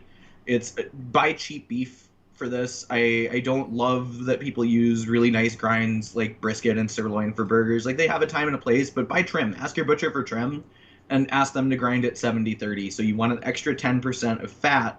80-20 is the industry standard for a grilled burger. I don't know why. A flat top burger is just better. Get that extra 10% of fat, and even if you cook it well done, it is going to be the juiciest fucking burger you've ever had, and it will be like in a puddle in your lap by the end of it. Amazing tip. I love this. Okay, so now we got you. You are in. You're going in. You're cooking these burgers. Oh, yeah. 2 slices of cheese. I don't like using less than 2 slices of cheese at all, Okay. ever. That's Wisconsin actually rules. a tip for me right there. I always use just a slice, so this is interesting. But they're And then I looking left my good. spatula at work, so you're watching me use a cleaver to flip that over. My fucking Damascus shun cleaver that my fiance got me for my birthday last year. Here's butter going on my Miller Pretzilla bun. Yes. I'm just using my paring knife for it because I should have prepped ahead of time more than I did. I've got my secret seasoning salt if you actually don't mind pausing. Oh yeah. I can actually load up the seasoning salt slide here. Let's see. Oh, if I can- excellent. So there's my sauce. It's a delicious sauce. Let me It's click really ahead to your burger salt. Here we go. So these are all just ratios. It basically, the key to making beef taste better is to just season it with more beef. So if you can find at any of your Asian local grocery stores, or if you're using a corporation like Amazon because of convenience, that's totally okay sometimes, unless they're on strike. Don't do that.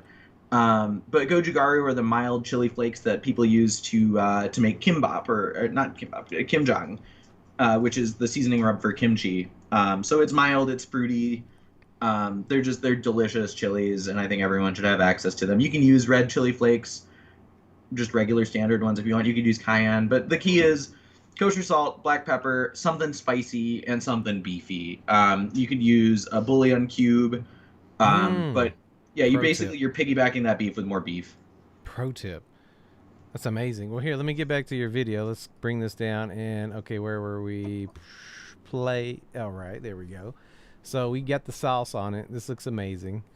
Yeah, butter the bun. I prefer to use unsalted butter for this just because there's plenty of salt in the patty. I don't trust people to salt shit for me, even if it's in like a warehouse. I would rather just salt it myself. Okay, wow. So let's see. All right. Shout out to my friend CJ for filming this. Toasting them right in the pan. Let it get some of that nice burger juice. Burger juice is going to be a new trademark or something. Let's make an energy drink out of it. And then the torch out. Tell me about this. I'm going to pause it. I may or may not like dabs, and I may or may not always have a torch around my house, and it may or may not be used for creme brulee on occasion. But if your cheese isn't melty enough, just go grab a fucking torch. You're telling me you got the dab torch out for the cheeseburger? Is that what you're telling me? I can neither confirm nor deny. I love it. Okay, let's keep it going. It's a utility torch, okay? I watch a lot of Beat Bobby Flay and Chopped, so I understand. You got to come in clutch. And then here's the final assemble burger, which we've actually, I guess we've had this moment now, but... yeah, and then here's my assembly.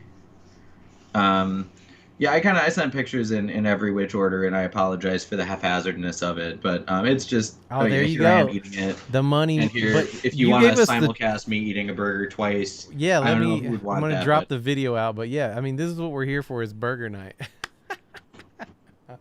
I love it. This is fantastic. Well, Chef Ari, I mean, I want to talk to you all night, but this show has been jam-packed with content. We're already running up against our commercial break. I just want to say thank you so much for sharing the time with us tonight. And I feel like you really gave a lot of education to people that, you know, if they're just home cooks, you know, you helped us elevate our cuisine tonight. I think it's amazing. I'm a tatted up knucklehead college dropout, and I'm like turning 25 this year. If I can do this shit, you guys can all do this shit. You're all smarter and better looking than me. You guys can all do this shit. Fantastic. Well, everybody go make sure you check out Chef Boyari as well as the Pyromancer. We love you. Thanks for taking the time to be here and all the effort you put into preparing the burger. Thank you for Burger Week and for sharing it with me, and I'm sorry for my technical difficulties. I hope you have a great rest of the show. It all timed out perfectly. Prime. We nailed it. We did it, homie. We did it. All right, guys. Well, hey, stay tuned. We got a short commercial break, and we'll be back with our homie WM. All right. Thank you so much, Phil. Thank you, guys.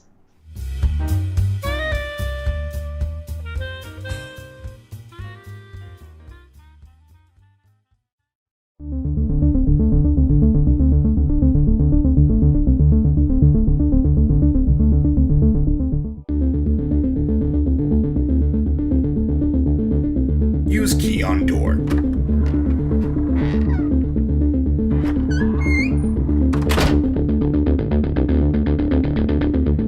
Go left. Use illusion. Pound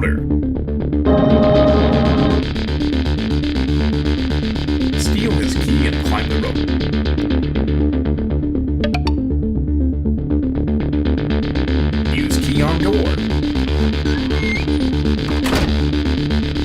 Proceed to garden door.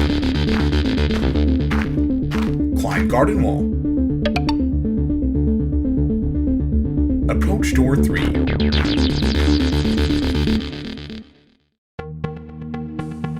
To marry my daughter, answer the riddle. Who eats at underwater restaurants? Your answer, please. Your mom. I have been roasted. You may proceed.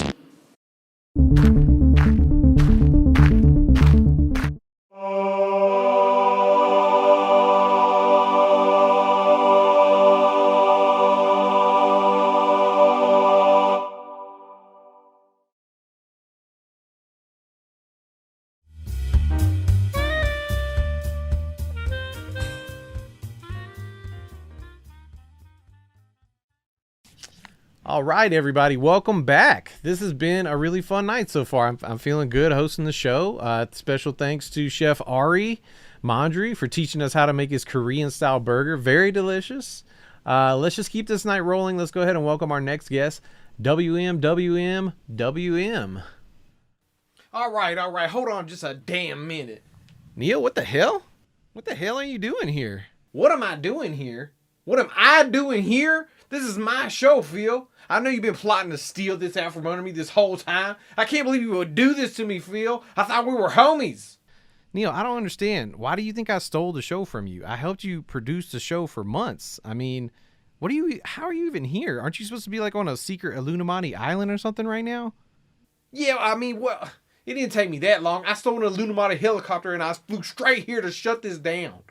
This is ridiculous, Neil. You're totally overreacting. I worked really, really hard for you. I produced your show. I helped build your brand. I got you, up to the next level. I really think that you should just chill and, I think I should be able to have something for myself. I knew it. See? There it is. You've been trying to get your own piece of the pie this whole time now. You've just been helping me out until you saw your own opportunity to wedge your way in. You were a fake friend, Phil. Not only that, you were a dirty little red worm. You're just a little nightcrawler just digging your way into people so you can take advantage of them when they're down. I'm not going to take this from you anymore, Phil. I'm here to shut you down. I'm here to ruin you. I'm here to infect you with a variant strain of the COVID-19 virus and send you to the ICU. I'm here to ruin your marriage. I'm here to eat your children, Phil. And I won't rest until your ashes are dumped directly onto a pile of rhinoceros shit. And your entire family lineage is bankrupt and outcast. You deserve to die, Phil. And once you do, I hope you burn in hell.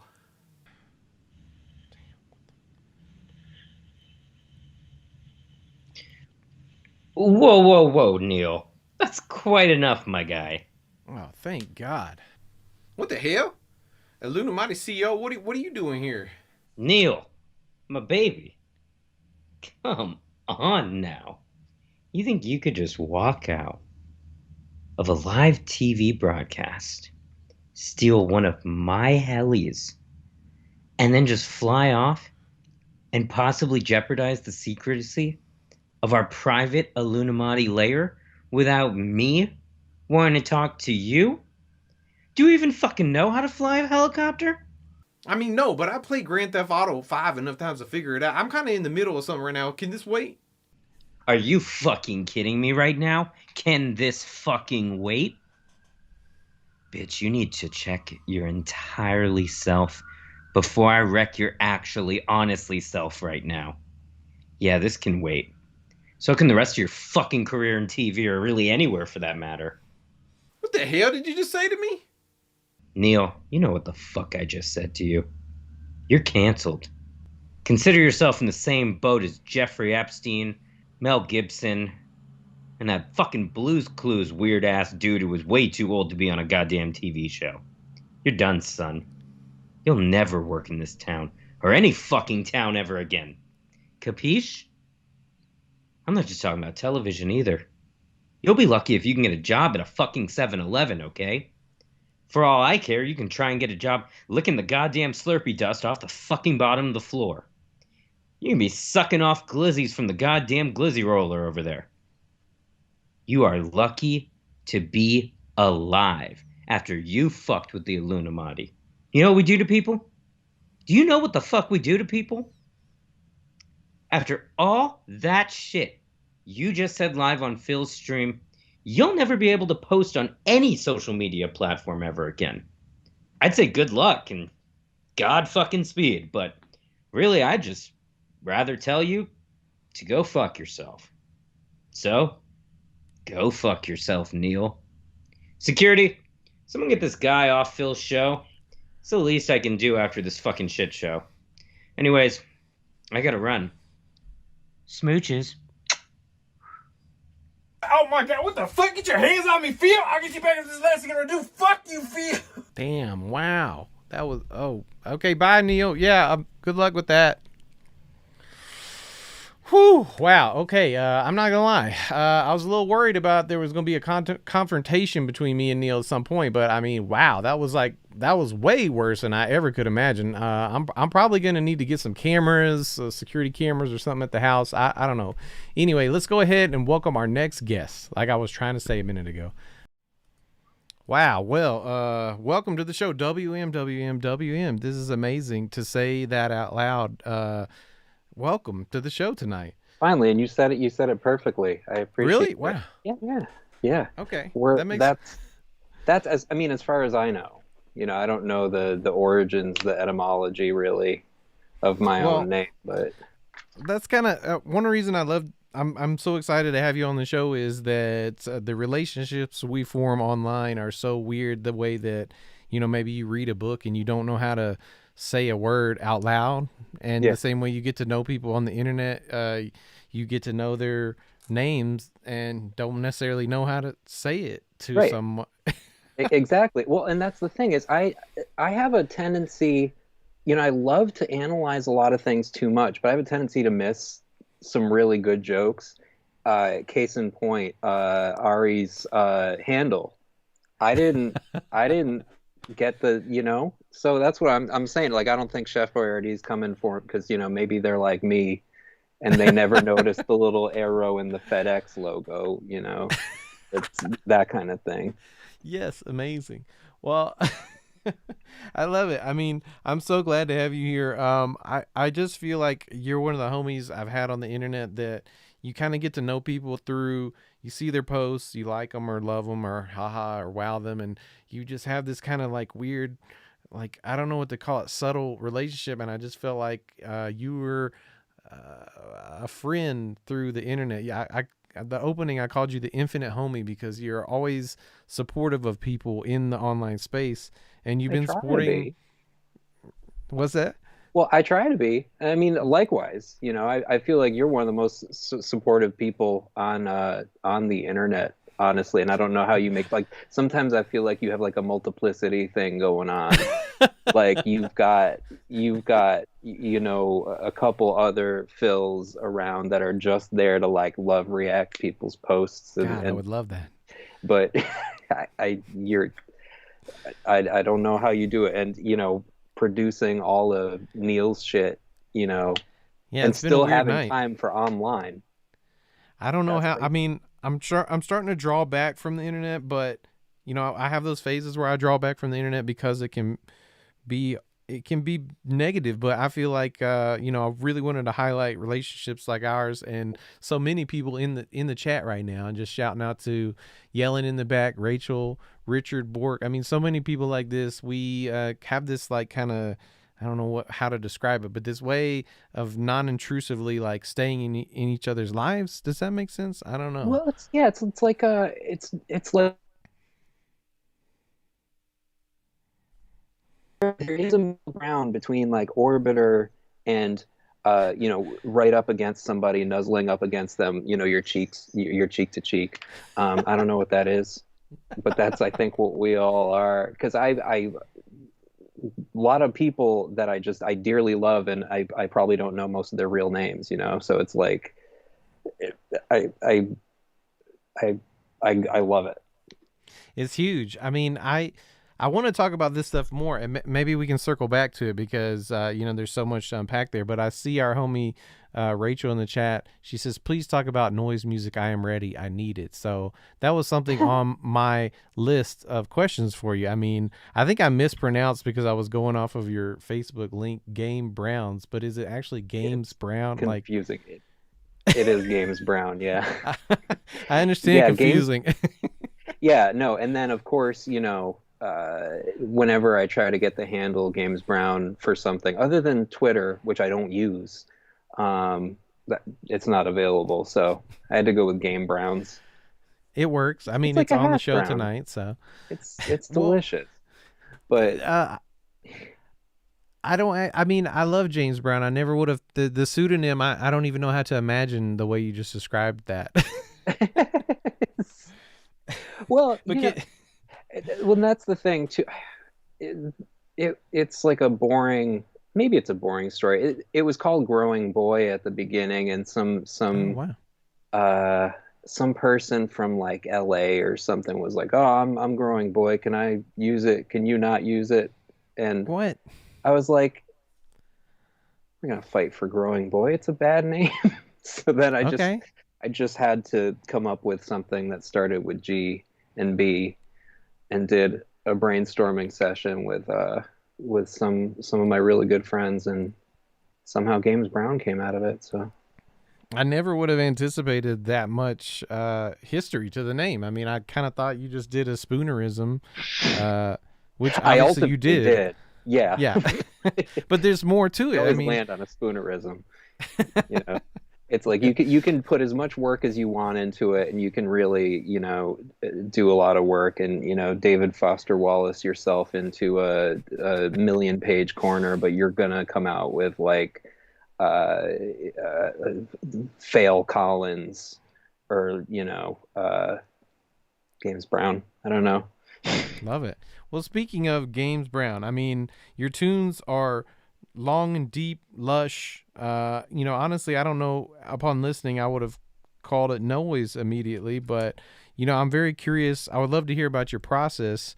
And I mean, I know you just recently put out an album. I feel like you said you had been working on for years. Is that true? Yeah, that was a weird one. Because that was actually the first thing I started working on after like a long hiatus. Like I had done electronic stuff like when I was like 13 through 16, trying to be like Trent Reznor Jr. And then like I did like a rock thing with some incredible musicians who are all went on to be this band called Warm, who they're really great, like sort of I don't want to call them progressive metal because I hate, no one wants to be called progressive. They're like technical metal. Who wants to describe music, period? Yeah, honestly, though. Exactly. They're fucking great. They're one of my favorite bands, without me.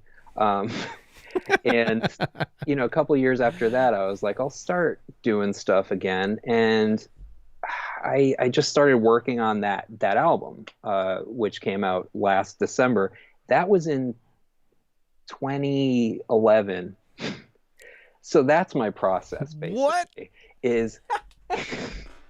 That's my process. That gives me hope. I'm not gonna lie. That's what I'm saying. You can always finish something. That's as long as it's still there.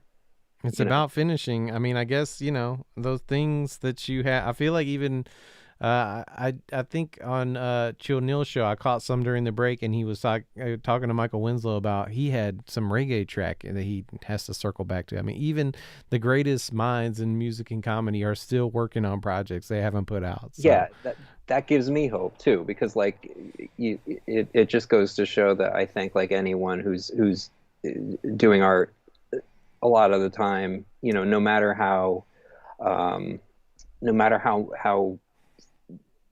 good a workflow they've got, no matter how good a system they've got in place, they've still got shit firing off in every direction.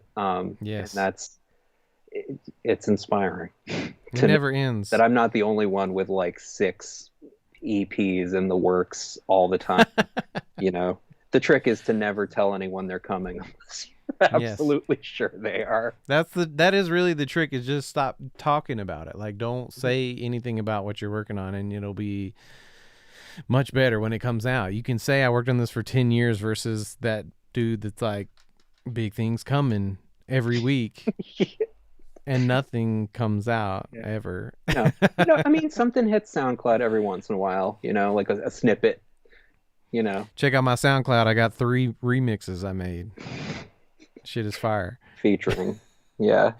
But I wanted to ask you about I wanted to ask you about, I didn't mean to cut you off, but I'm doing a little speaking of, but there's no speaking of here. It's, the classic late night pivot. Here it is, folks. The art of it was, I didn't do it, but we're going to keep rolling. Fine. I don't have a publicist to give you things to jump off on, so not yet. I had to wake up I was up at 3 a.m. this morning researching you, WM, just so you know. Okay. I'm sorry. A lot of work. No, don't be sorry. This is what I do.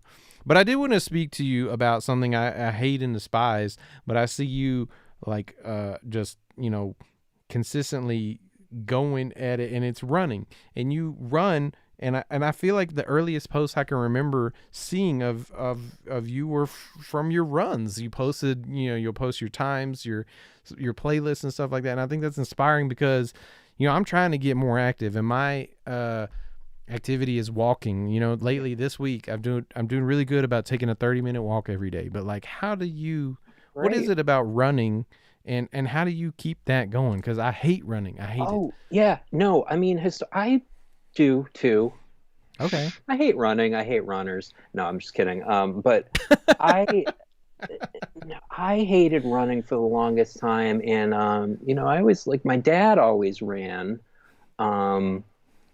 When I was a kid, he did marathons. Like, I remember one time he did like the Big Sur marathon.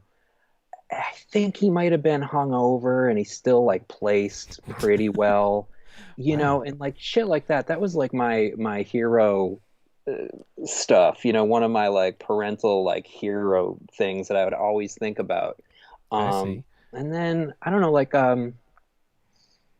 not even 10 years ago, I did like the couch to 5K thing, and I was like, I'm going to make myself do this just because why can't I run, And that works. The couch to 5K stuff works because it really... Okay, hold on. You got to tell me about couch. I don't know couch to 5K. What is that? I think it's probably still an app that you can get your hands on. It's, the idea of being, going from the couch to doing a 5K. It brings you all the way through that, like over 5 or 6 weeks or something. It starts out with it's like interval training sort of thing, like where you're walking and then you're running and then you're walking and you're, that sort of thing. Get in. That might be for me. I'm glad you told me about that. That's I mean, maybe it's not a thing, but I could find something. I despised it. I despised going any faster than walking, and it made me really like enjoy running. And I think it's more because it gave me it's something that gives you an excuse to just like listen to music and think or whatever for as long as you're doing it, and it's good. Yeah. I don't do it enough these days, but it's... I mean, I see you. You're out there. You're working on it. I That's the only reason I bring it up. I do shamelessly post about it all the time, so I guess that's... Well, I'm going to do... This is a great spot for me to do the actual pivot, the late night pivot. I want to pivot back to posting. As you say, you post about it, and then as we all do, I'm at the coffee shop.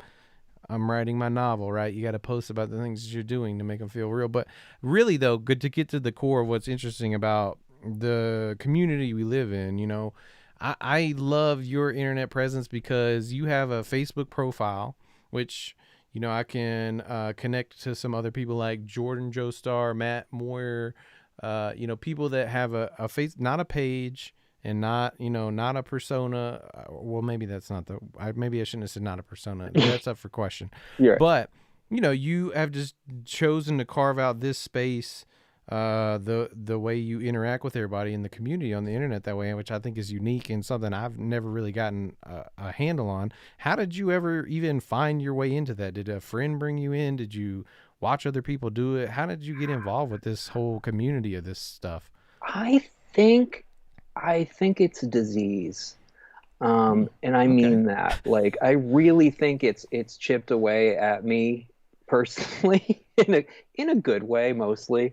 That is my only profile. That's, I don't have more than one profile. That's my public profile. That's I can relate to you on that. with where my family, interacts with me and, all that.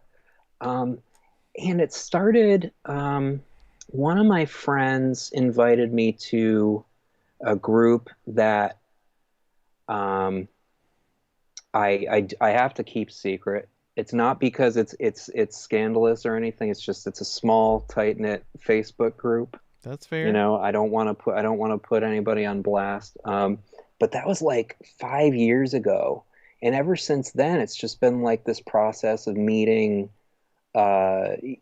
encountering. I guess more than meeting, but sometimes meeting, like all of these incredible fucking people. And it blows my mind, like that I've just sort of stumbled and shuffled my way into this world, like with all these like people and posters and pages and like cross and characters and all these like sorts of things. And like, yes, I was watching, like the ultimate culmination was like I was watching This Is the Cinema, with Shu Brodelli. Shout out Shu. Yeah, and like I think it was the line how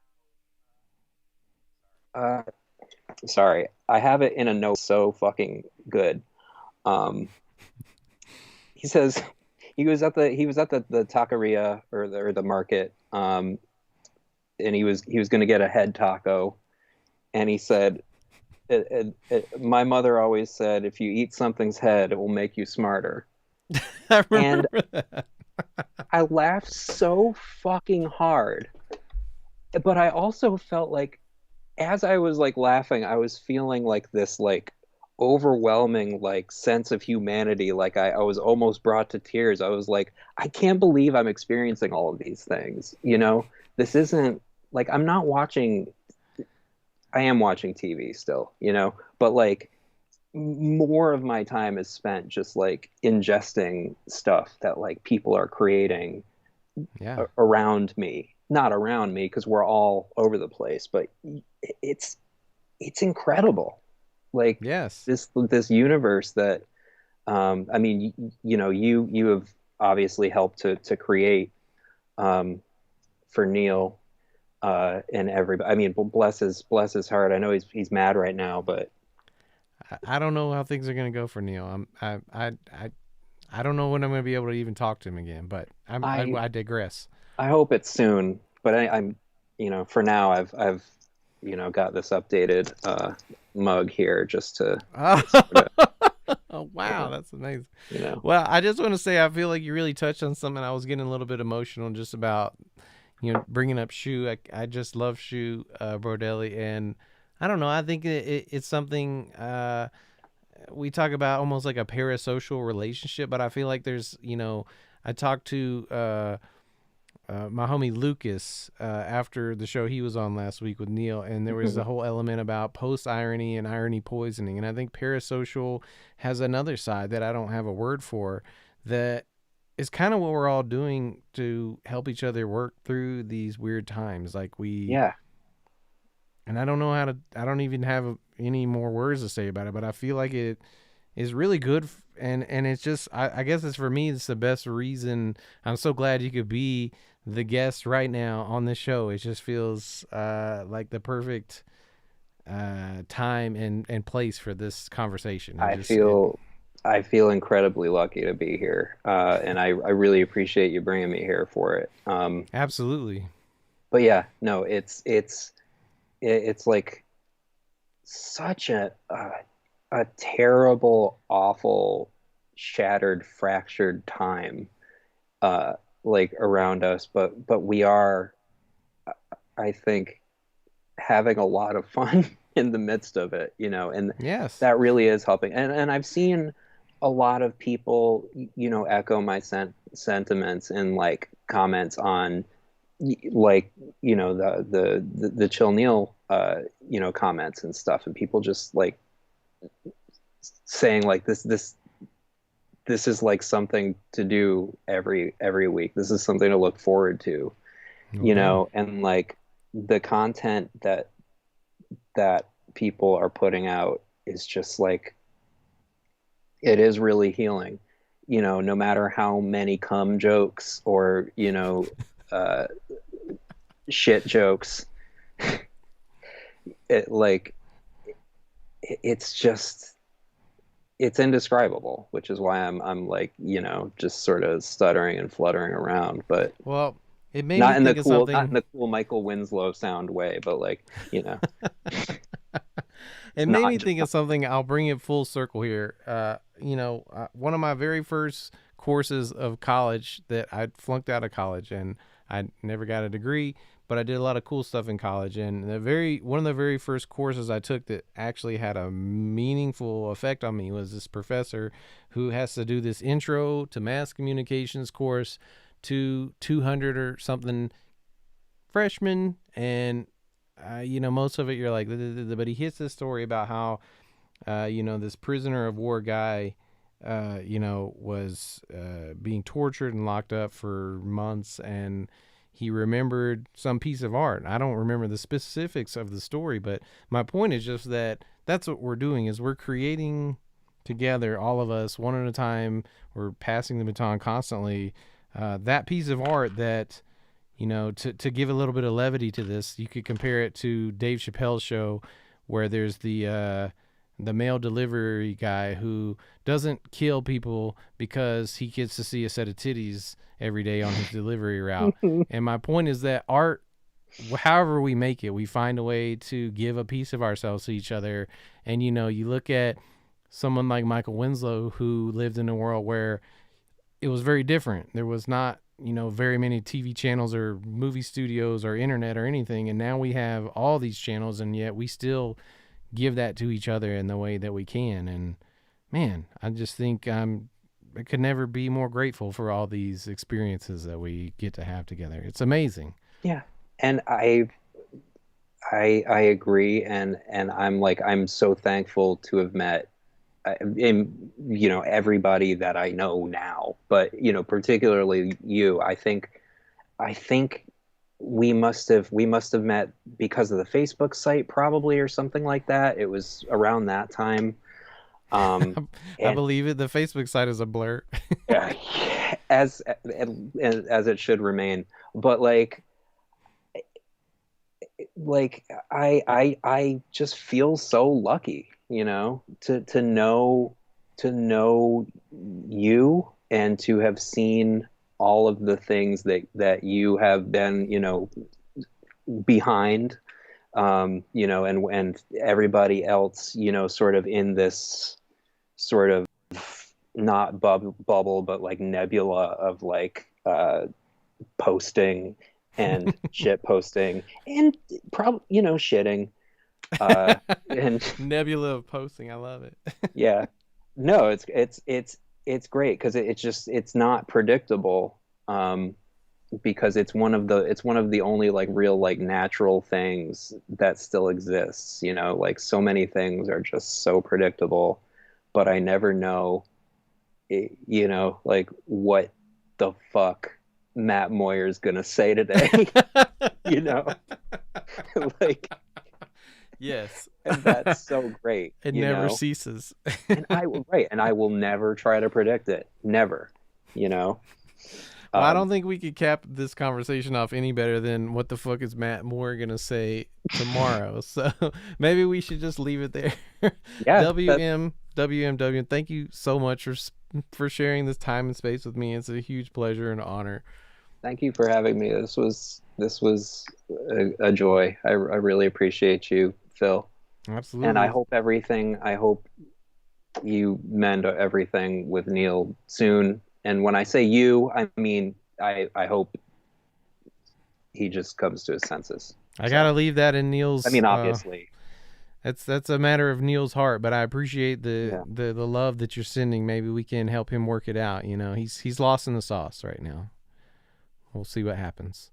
Anyway, thank you again so much. It's been a huge pleasure to have you. I just can't remember a conversation I've had like this that's been better in a long time. So everybody, make sure, if you don't already follow Game Browns, go check them out on Facebook and listen to the music on Bandcamp. It's amazing. I love you. I'll talk to you soon on the internet. We're going to talk again real soon. Anyway, everybody else, stay tuned. We're going to do a short commercial break, and then I'll come back and I'll do a little jam for you guys. Who knows how that'll go, but hey, we'll be right back.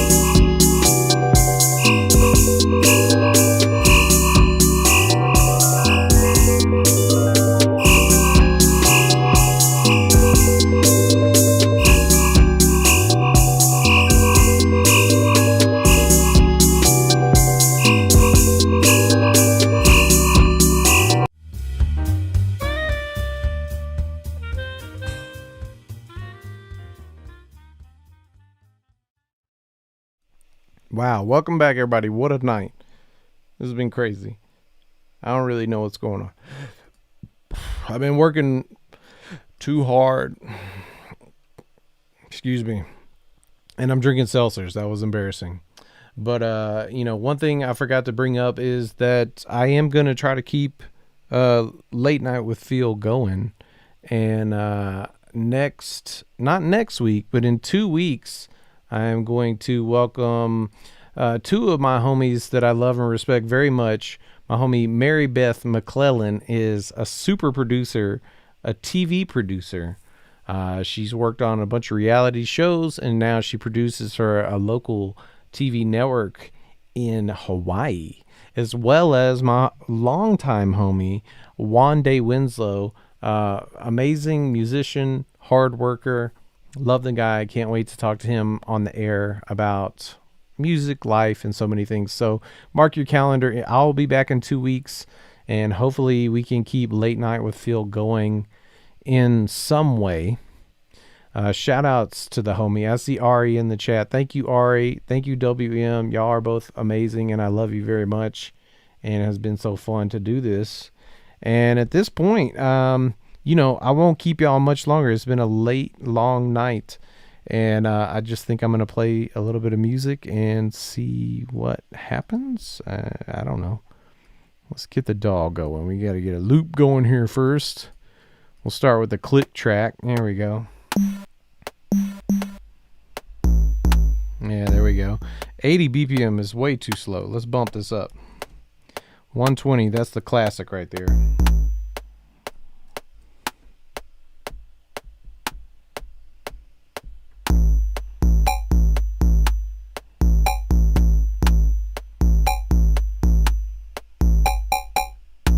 All right.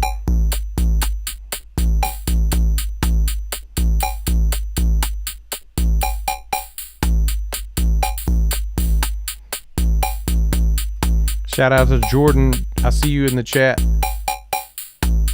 Jordan's a great drum sequencer. One day I'm just going to get him to help me make some drums for some of these tracks. All right, let's get rid of this click track. We got our...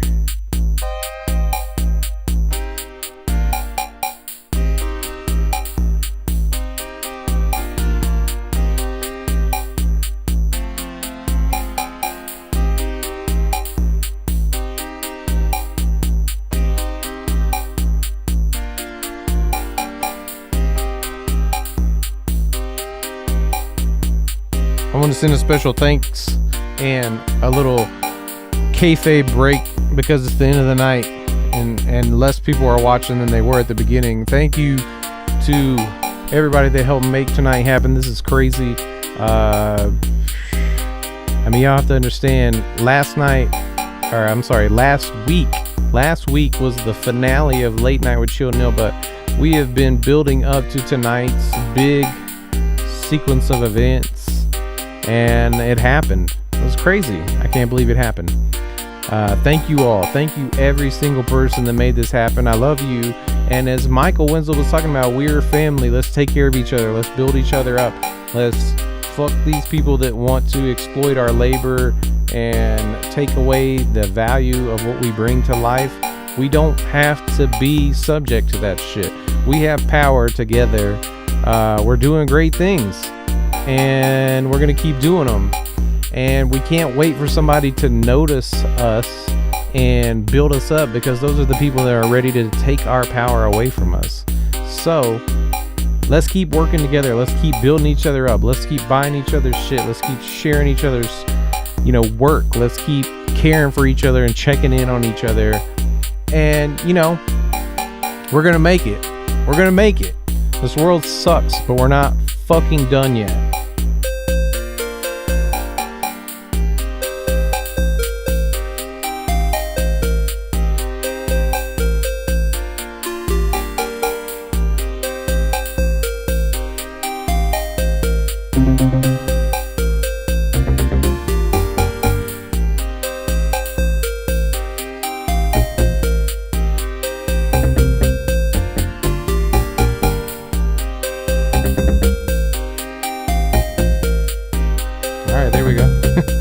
Got a little something going on.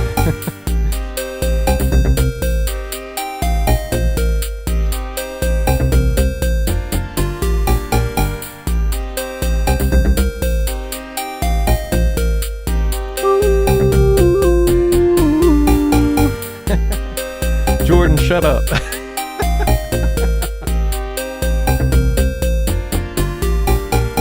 But also okay. He gone off that beer. He off that beer. He off that beer. Yeah, I'm gone off that beer, y'all. Yeah, I'm gone off that beer, y'all. Don't tell my wife, cause I'm gone off that beer.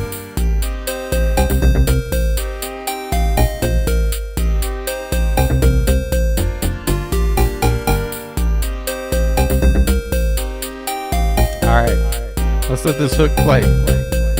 Thank you, Jordan. That was for you.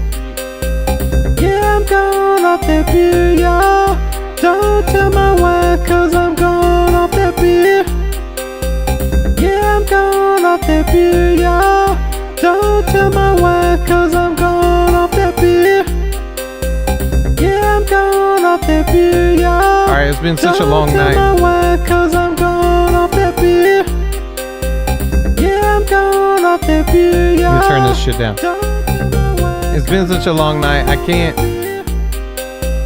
keep this live jam going. It's been one of my hardest struggles after doing these live shows is trying to keep these live jams going like they used to. I'm hoping maybe with some of these future shows we can do a little more of this, but I just want to say that I love y'all very much. It's been a huge pleasure.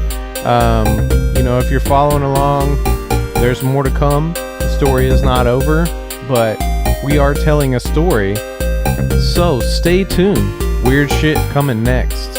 Anyway, I'll be back in 2 weeks for Late Night with Phil once again. Love y'all very much. Keep taking care of each other and keep building each other up. And I will literally fucking see you really soon wherever we talk on the internet. Anyway, I love you, and that's our show for tonight. Off that beer, y'all. Don't tell my wife, cause I'm going off that beer.